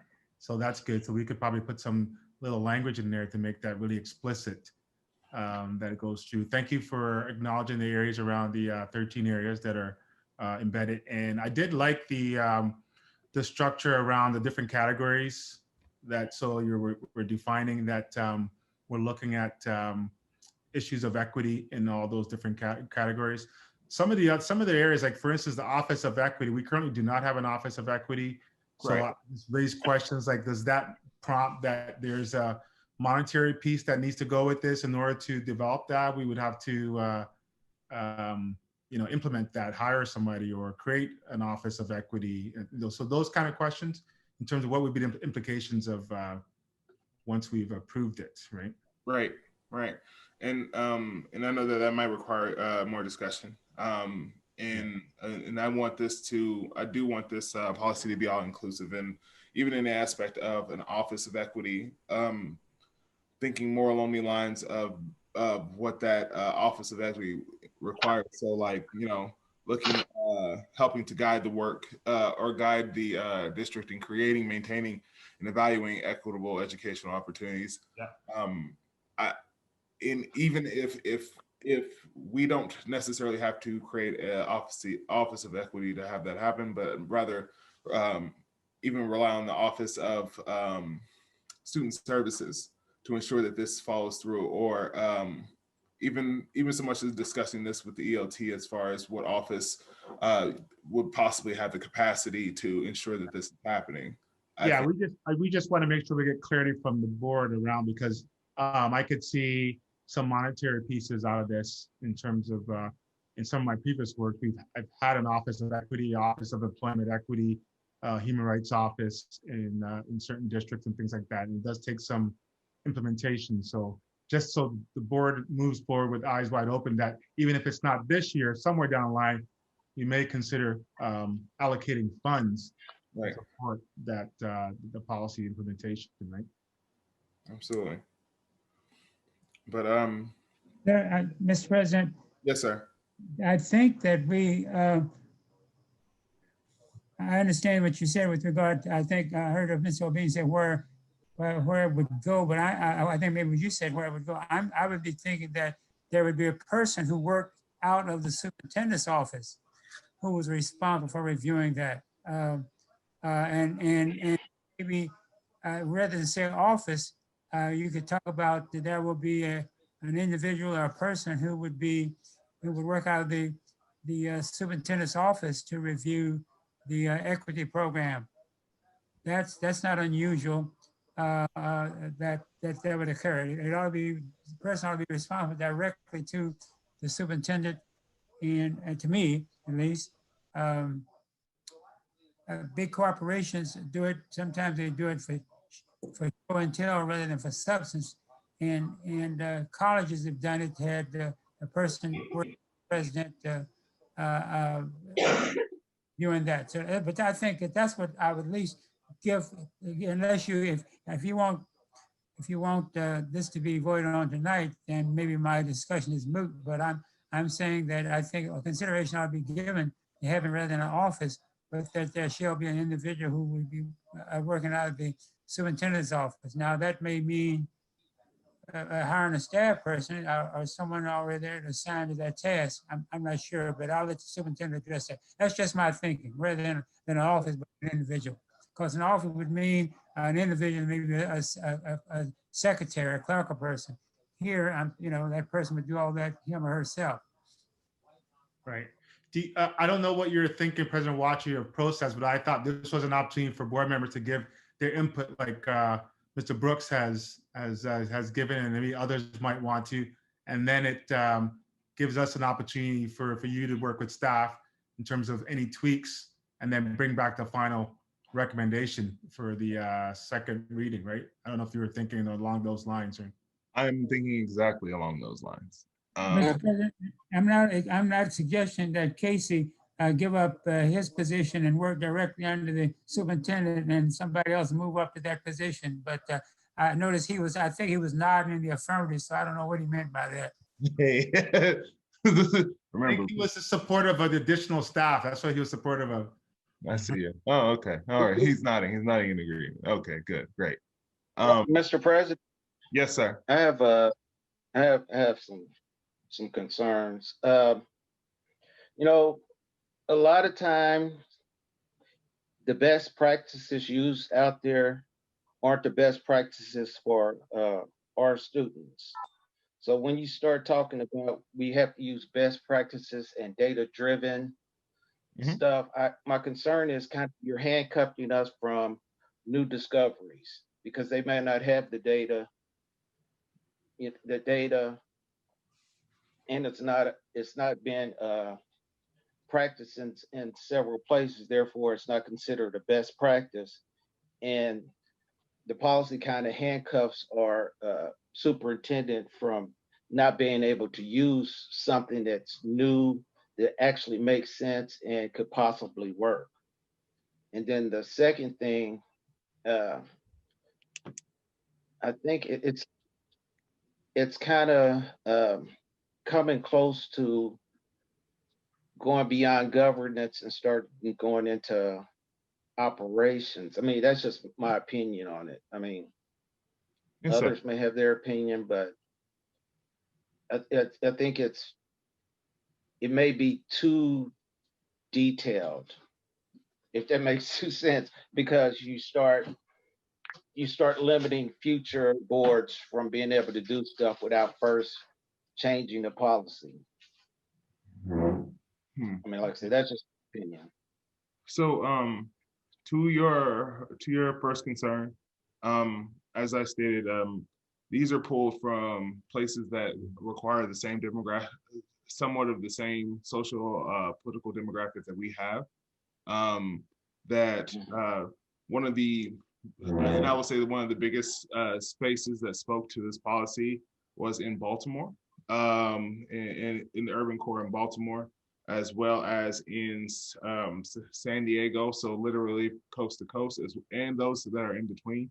But what this policy comes from is areas that have a majority, minority population that look like, and it's based on the evidence-based practices and the data that has been proven to be most effective in turn, not just in the aspect of turning districts around, but being able to provide students with opportunity. And I can understand that it can feel somewhat handcuffing, but the policy actually provides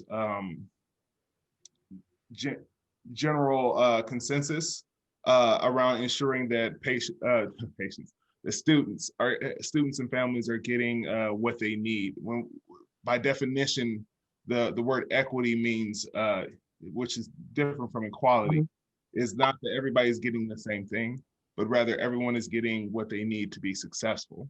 And this is what this policy is meant to do. So it's supposed to allow the district to be able to center around the policy to provide procedures based on evidence-based practices in which they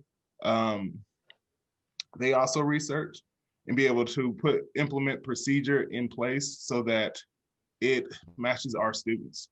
I understand the aspect, and this kind of comes into your second kind of concern, in the aspect of ensuring that this policy doesn't necessarily, not so much an aspect of is too literal, but rather provides the staff the availability to find practices and procedures and ensure that they're that they're looking from things from an equitable lens. And when it comes, it's not just in the procedure, but also this has an effect to touch multiple other policies, and actually works in unison, or not in unison, but in collaboration with our racial equity policy as well. So, but I do hear your concerns, and I just wanted to address them just to make sure that if I could provide any clarity or insight to them, I'm able to. And this also, and also speaking to Mr. Obing's point, provides us with time to be able to make those tweaks and be able to discuss and actually engage in dialogue with the ELT, as well as on how the policy and procedure will look moving forward. So, hey, sorry, Mr. President. I think just adding some will includes would probably clean it up, in my opinion, and give some flexibility. So it would be like, pillars of equity will include this, and this. That way it gives some flexibility on being able to, if later on there's all of a sudden 7 pillars of equitability. The research now shows there's 7. Well, you can go ahead and address those without changing the policy, because you said will include, and not just limited it to those 5 pillars.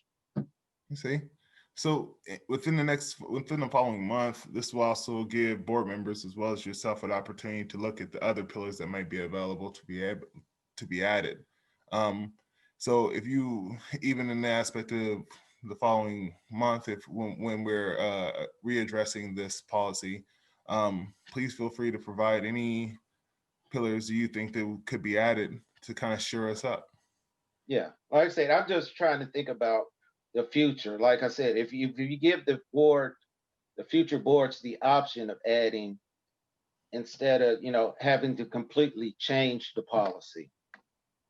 Because if you just say these are the pillars, and say 5 years from now there's a study that says that there's 10 pillars, now you have to rewrite the policy. Yes, the policy would have to be amended. Right. Just like I think in our previous discussion in regards of this training we just had, where the consent, I think it was the consent items, where the MSB is going to have to revise and amend that policy, and then kind of show the revision in which we'll go through the same process. It'll be the same parliamentary process and availability that our policies allow us to do, to be able to make changes and amendments to our policies. So I hear your concern. President Walker, I hear what Director Townsend is saying, and so I would be supportive of the process you're talking about in terms of an opportunity for us to continue to develop the document. Right. And there are organizations out there that I've worked most recently with, the Mid-Atlantic Equity Committee, that works under the OCR in the East and in the West, and there's a bunch of other organizations that work with institutions around some of this work that we could also consult in terms of tightening up our language and putting that forward. Because I hear what Director Townsend is also saying, but we'd want something that's inclusive enough and broad enough that we could have it sustained, that says the board supports issues of equity of all kinds, and then gives the staff the flexibility to develop the procedures appropriately to respond, in terms of like different actions. I know, like, I'll give you an example. In the last couple of years, in some districts, issues around immigration because of border crossings became a hot issue all of a sudden, right? That weren't, and they had to respond. And if that was somewhere near your equity policy, you could respond with some flexibility and things like that. But I think there are organizations out there that could also help us in terms of finding. I think you've done a great job of setting up the straw man, as they would say. And we could work with that and continue to get some feedback from board members before the final piece is put forward. Yeah, and that would also be the same. That would apply the same to the resolution for restorative practices in the aspect of the policy surrounding school discipline, based on the work in which Dr. Skinner was able to provide last. Right. Yeah, that's the one. I think Director Townsend's comments go to that document as well too. Not to get too deep in the weeds, but making a strong statement from the board that they want to see restorative practices systemically in our district to address issues of discipline, but then for the district to have procedures and practices and professional development that supports that work. Absolutely. Absolutely. So on the equity policy, I think Mr. Obing is on this, but I do think that it's important to lay that next to the racial equity policy that we have, because there may be some awkwardness in having two separate equity policies. So I do think it's important to lay those together and look at those. And it sounds like that's what the team is proposing to do, at least in part. Yeah, ELT specifically spoke about that in terms of how do we embed and retain some of the work that's in that racial equity plan already that's been done, and particularly for our students, that's a prominent piece that we don't want to lose. At the same time, we want to widen the circle in terms of issues of equity within the district. Yeah. And lastly, was there any concerns surrounding the resolution itself for policy JG? Yeah, I would. The comments that we had, it kind of goes in line with what Mr. Townsend was saying, that some of this is kind of goes into actions. So I mean, I would recommend that the board do a clear, simple statement of support around restorative practices, and then have staff develop the procedures within. Like, for instance, there's one of these clauses that talks about people, or I think if you scroll up, Miss Payton, it talks about people are free to use restorative practice to use discipline. And I would want a more structured thing, because you could have different staff members interpreting how they use it. So we'd want to have some standard of discipline and have something systemic in terms of these are the steps. First thing you do is you have a restorative circle, you do this, you do that. And so wouldn't want to be handcuffed too much by too much language at this stage, but rather a strong statement from the board saying that they want to ensure that, all aspects of student wellness are considered in discipline going forward. Okay, yeah, no, that sounds good. I want to be on the record that I firmly support restorative justice, because that some of that penalty corporal punishment stuff just adds aggression to the equation. Right. And we definitely don't need more aggressive students. Can I just add one recommendation for the board as you consider this? I've in the last several years, I've switched the language of using restorative justice to restorative practices, because one, it encompasses a lot of different things. And also there is also a negative connotation when sometimes we talk about justice, and some groups think of it's just us in terms of justice. So I've kind of gone a line of restorative practices, which encompasses a lot of difference. And so you'll see some leaders throughout the country, thought leaders around this are probably using that language as well too. So I would recommend that we go with that language rather than emphasize the justice piece. Good point. Good point, sir. Okay. Let's see. If I know that it is now 8 o'clock. We had pushed back item 3.1. I was able to talk to the presenter. She said that she would be on by 8 o'clock. So we're just going to give her Mr. President Roger, while we're waiting, may I share some information? Yes, ma'am, please do. Okay, board, I'd spoken with Mr. Watry, and he sent out an email the other day regarding the Hickman Mills Educational Foundation and their gala. And, we normally give $20, but I met with them and they asked me to come back and ask the board, would they be willing to be a bronze sponsor this year, which is $240. And so I understand it's the last minute and you might not have the money, I don't know, but I'm willing to put in $50. I am on that committee. So I just wanted to ask the board, those that could, I think it would really make us look good because we're the governing body of the school district, and we're never asked to give any money to any other events. And even though we don't get paid for what we do, but I just think it would really be good if those that could putting in, and so that we can be a bronze sponsor, and they'll have it listed. So I'm just throwing that out. And again, when is that deadline again? Well, and it's the virtual gala where you auction off. I think it's November the 2nd or the 4th, something like that. November. Get the money to Ms. Womble has those details. Yes, it starts November 2nd, that Monday, and goes through midnight through that Friday. So people can bid on auction items the entire week. President Watry, may I jump in on? Yes, please. Director Graves.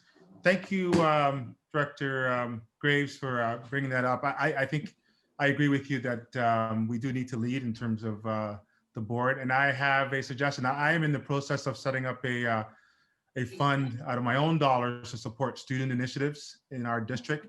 And I would be happy to dedicate $200 towards the board setting up what is it, the sponsor? The sponsor? A bronze sponsor. We challenge board members to contribute to make up the other 40 so we could have a sponsorship from the board. So okay. Yes, yeah. Thank you, Mr. Obeng. Thank you, Mr. President. What is the superintendent that the board put in, or what? I'm putting forward $200 out of my student fund that I'm setting up, and I'm challenging the board to collaborate and make up the $40 in order to us to get for the board to make get up to how much? You need $240, so I'm willing to give up the $200. Well, I'll join Ms. Graves and I'll put in $49.99.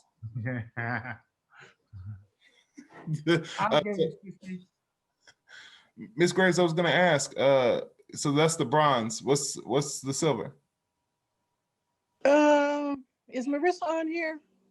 I don't know what the silver is. Let me look. Silver is 500. Okay. Oh, I'm just trying to see where we're at. But yes, definitely. And I was still like Ms. Graves. I will honor your $50. That's like. What's the bronze? How much is the bronze? Bronze is $250. I think silver is 500. So, Mr. Obeng, if you give 100, I think the board could probably carry the rest. Well, listen, no. The board goes in the board to the bronze, and the board can fight about trying to get to silver. If they want. We're not going to get to silver, so okay. I don't think you need to decide today. I guess people are on notice now. So, but okay, Ms. Graves, I will communicate with the foundation around that piece. Okay. Who should we provide the funds to? Miss, if you can, I have requested that you drop it off with Miss Payton. Yes. Okay. Yeah. And Fields and Brown did platinum last year. I'm sure we will again this year. I haven't had the conversation with the firm yet, but I suspect that's what we'll do. Okay, thank you. Thank you. There you go. We might even get the gold after. Well, No, hey, you know, reach high. We're gonna reach high. These are our kids. right. I think it would look good for the board, you know, knowing that we're supporting an organization that supports our scholars and our teachers as well. So. Yes, ma'am. Okay. All right. So moving back to item 3.1, I would like to welcome a friend of mine, actually. I'll let her introduce herself.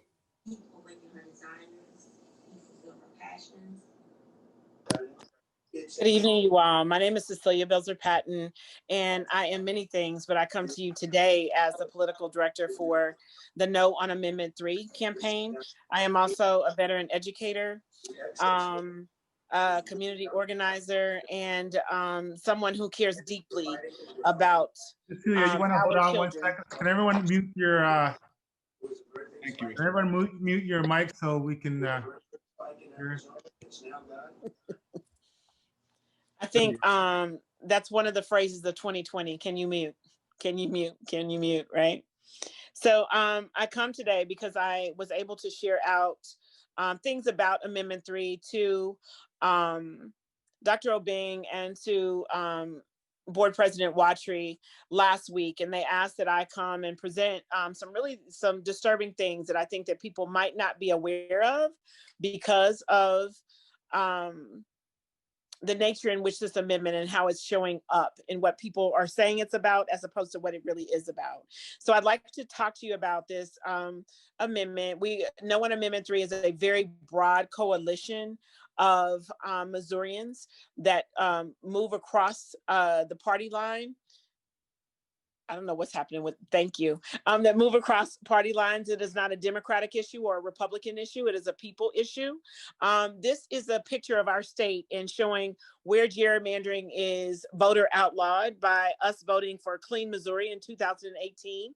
We really handily did that. We voted by 62.4% that we wanted a clean Missouri, a more transparent Missouri where our elected officials work for us, who elected them. Here in Kansas City, in the Kansas City metropolitan area, we surpassed even the state by voting well over 70%. I think it was like 73.8% for Clean Missouri. And so this is something that we believe is important for the democratization of our state. If you can go to the next slide, please, Ms. Payton. So even after we did that, even after we voted for Clean Missouri and Amendment 1, in November 7th of 2018, immediately when our elected officials got back to Jeff City, they tried to undo it. And so this is a headline from NPR from January 9th of the following year. So less than 60 days after we voted. Next slide, please. So what is happening with this bill? This is deceptive. Our more conservative elected officials are trying to trick us, saying that it's about a $5 change to lobbyist gift limits or a $100 change to contribution limits to state senator candidates. We had already done that in Amendment 1. It's already down to $10 from no parameters on lobbyist gifts. So it's just going down $5 more to $5, and from $2,500 to $2,400 for state senator candidates. So it's not even about that. That is the first 2 points of the bill. The other 90% of the bill is about gerrymandering districts here in Missouri. Next slide, please. So 2 courts have ruled that politicians broke the law with lies about what is in the fine print of Amendment 3. Next slide. They have said that it is literally false. Voters are likely to be misled, it's misleading, and nearly every aspect of the statement is wrong or misleading. Next slide. And these are the bad things that we should expect. It's going to be more partisan. It's going to be more about Democrat, Republican, as opposed to about people. It's going to be more secretive. It's going to carve up communities that have been historically protected, like communities in which the Hickman Mill School District lies, the 5th District, the 3rd District here in Kansas City as well. It's going to weaken protection of voters, and there allows more loopholes for new gerrymandering. Next slide, please. And these are even the new bad things that people don't talk about. And this is what I really want to share with you all. It doesn't count everyone. For the first time in the United States history of state legislation, we would be the first state in the Union of the United States that doesn't believe in one person, one vote. We would get to say who matters. And at this point in time, if this passes, we would say for the next 10 years under districting from 2020 to 2030, that children did not matter.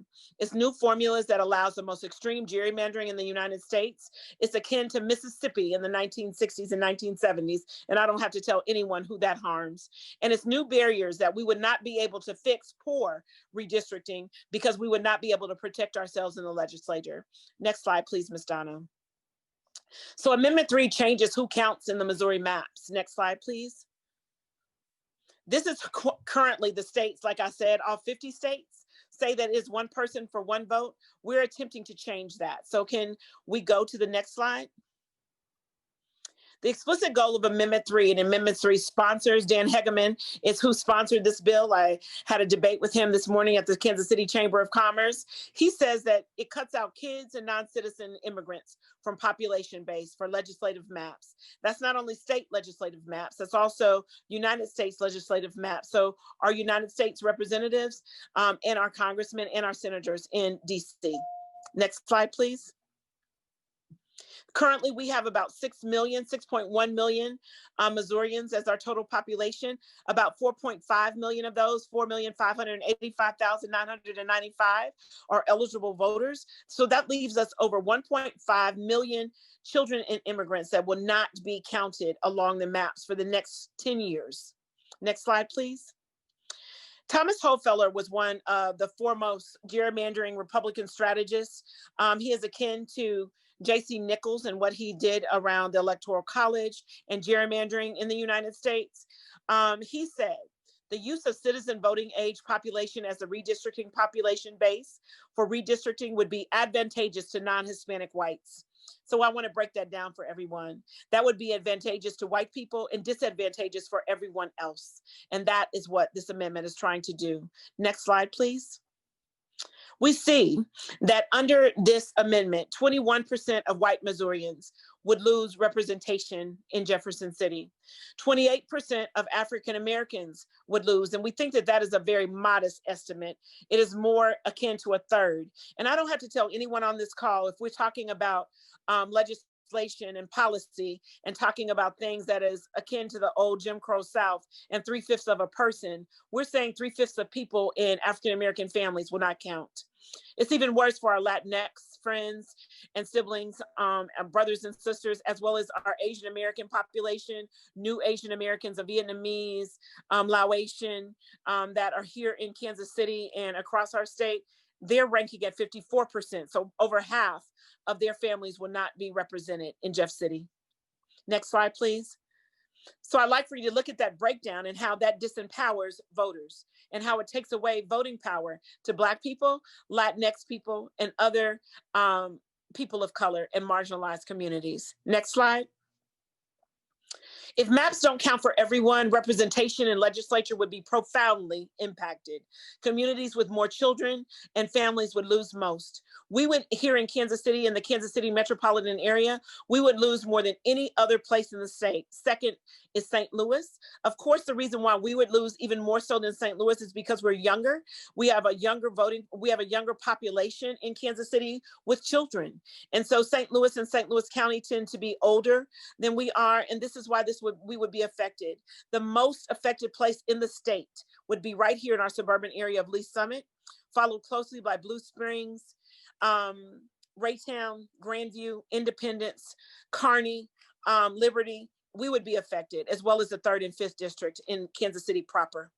Next slide, please. Dr. David Kimball, who is a political science and economics professor at the University of Missouri at St. Louis, has said, a loss of representation in the legislature leads to a decline in state funding for affected counties and municipalities. That means we would lose money for housing, we would lose money for transportation, workforce development, and most importantly for this call, we would lose money for education. The next slide, please. What he has said is that the official fiscal note for Amendment 3 is that state government and entities expect a neutral space. There's no cost or no savings. However, for our individual local governmental entities, we expect significant decreased revenues of a total unknown amount. We think it'll be millions of dollars. Next slide, please. So the details of this is that this is a bipartisan coalition that wants to protect our children and our families. Next slide. The Reverend Dr. Swashi Wilson, who is the president of the Deaconess Foundation and will soon be moving on to the Children's Defense Fund, taking away from Marian Wright Edelman, has said, Amendment 3 weakens the power of Black and Brown communities in the democratic process. Next slide, please. Our former state senator, Jack Danforth, who is also a proponent for No on 3, says that Amendment 3 is a redistricting scheme more extreme than Missouri has ever seen. And so what I would like for us to consider is ways in which we can amplify the message of what Amendment 3 really is, which is a redistricting scheme used to support those who are already in power, used to support our 98% supermajority legislature in Jeff City, and takes away from our families and our children, takes away from our ability to resource our communities, our educational institutions, and it takes away from us our ability to vote and utilize our democratic process. It weakens us. And I'm asking that you not allow that to happen. I'm open for any questions.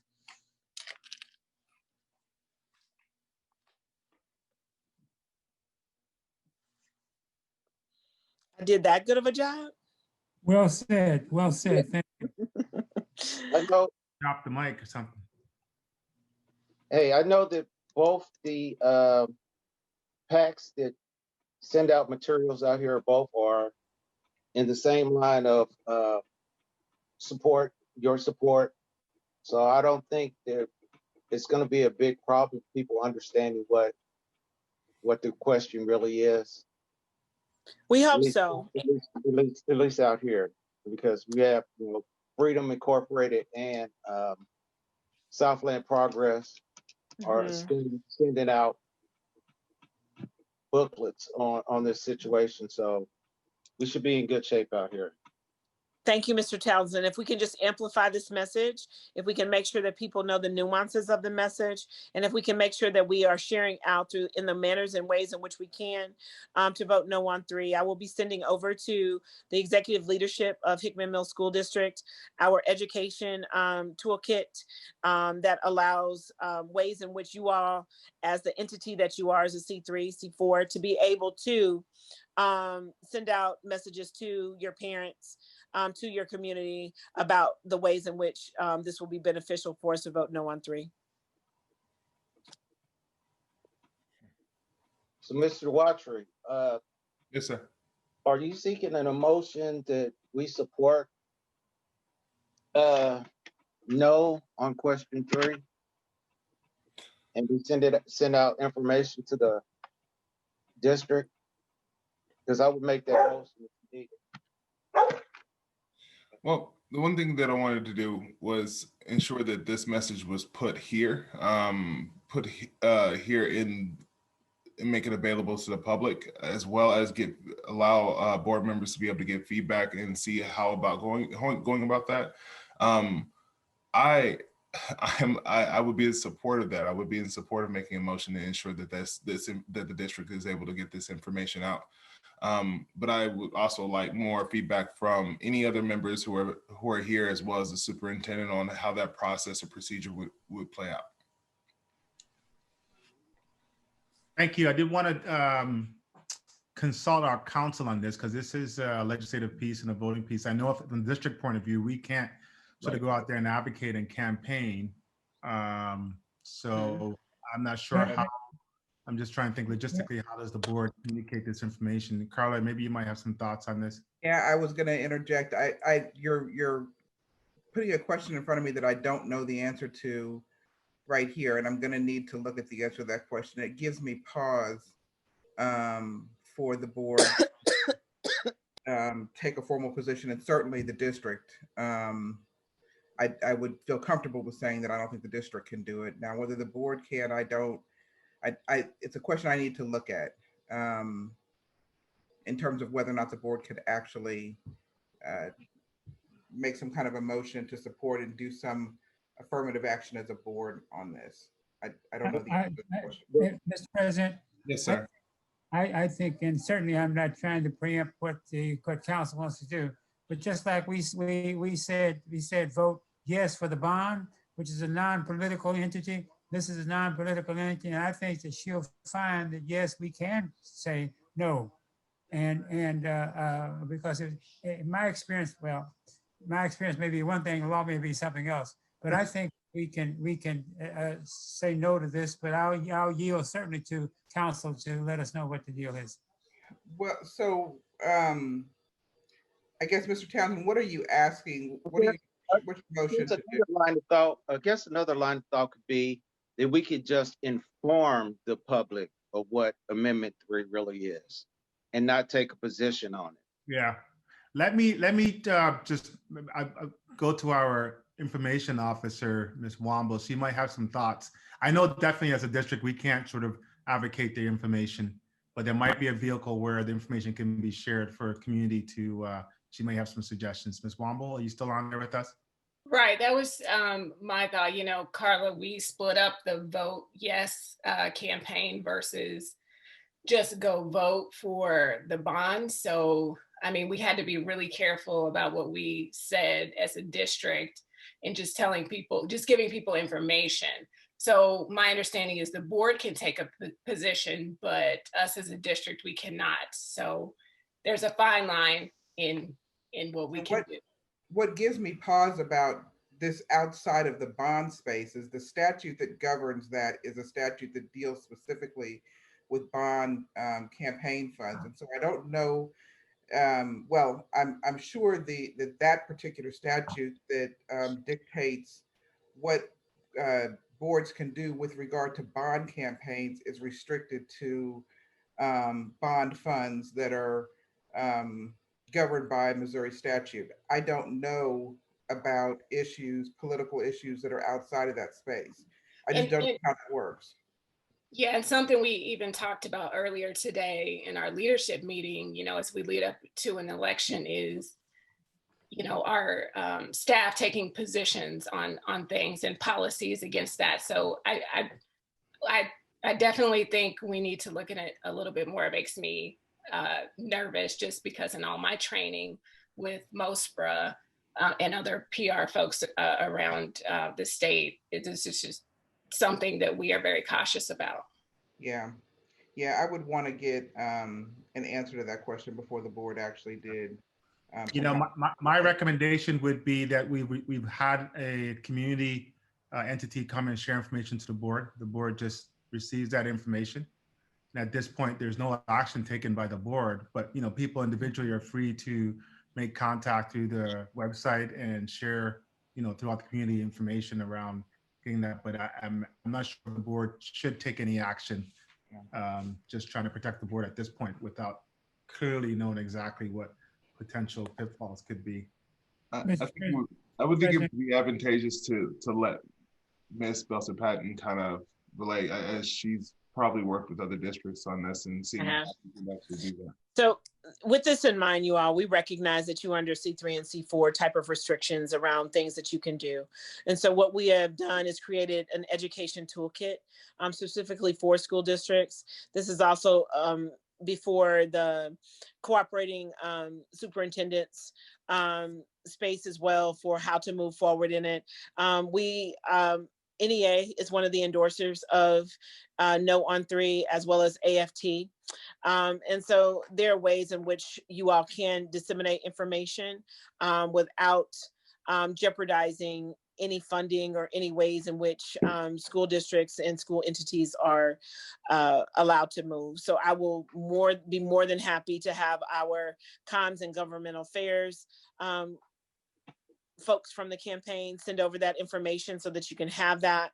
And we just ask that you amplify this message. We would hate for this to be something that really disorganizes our families because they are to be quite honest, ignorant of the information. And when I'm saying ignorant, I mean in the true sense of the word, without knowledge of what the amendment is, and that it will go against themselves as people that have children and have families, and the resourcing to districts that truly need it. And so that's the reason why I wanted you all to have the information.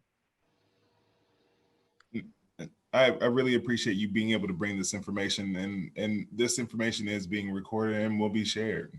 So the presentation that you've been able to provide for us has been very insightful, and hopefully your efforts to amplify and our efforts to ensure that this happens, especially as it protects our students and our shareholders as well. Thank you. Thank you all for allowing me to be here. And I apologize that I could not be here at 6. You know, we're 11 days out, and now people that we've been trying to talk to for 2 months decide that they want to have all communication in the last 10 days. So it makes my days long and arduous. So thank you for allowing me to come in later rather than sooner. Yeah, better late than never, right? Yes, yes. Okay, thank you all so very much. Take care. You too. So with that being said, this item, Mr. Townsend, would it be satisfiable for us not to have any motion on this? Yes. Thank you. Okay. All right. So with that being said, I wanted to check with our attorney. I noticed that on this agenda there was no closed session. I wanted to be sure that we're moving forward with that. Point of order, somebody needs to mute. I made it clear. And I thought I saw an agenda that had closed session on it. Ms. Payton, is this I thought when I looked at ESB, the agenda had a closed session. We do have a closed session agenda, and there is a closed session link that went out. Okay. And the ESB notice of the meeting that went out. It was not included on the open session meeting. Understood.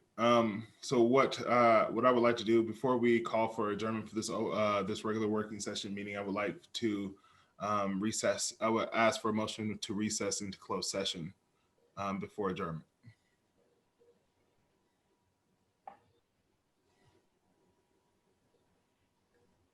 Anybody? I guess it's not happening. I move that we recess open session, go into closed session pursuant to 610.021, 1, 3, and 13 of the revised reserve statutes. All right. Second. All right. The motion has been moved and seconded. Is there any discussion? Then, Ms. Payton, if you could call it to roll call. Certainly. Director Brooks. Aye. Director Kendrick. Paying bounties to kill American soldiers in Afghanistan. He's engaged in activities that Aye. Director Carter. Aye. Director Townsend. Aye. Director Graves. Aye. President Watry. Aye. Our sovereignty. The motion carries 6-0. The time is 8:28. All right.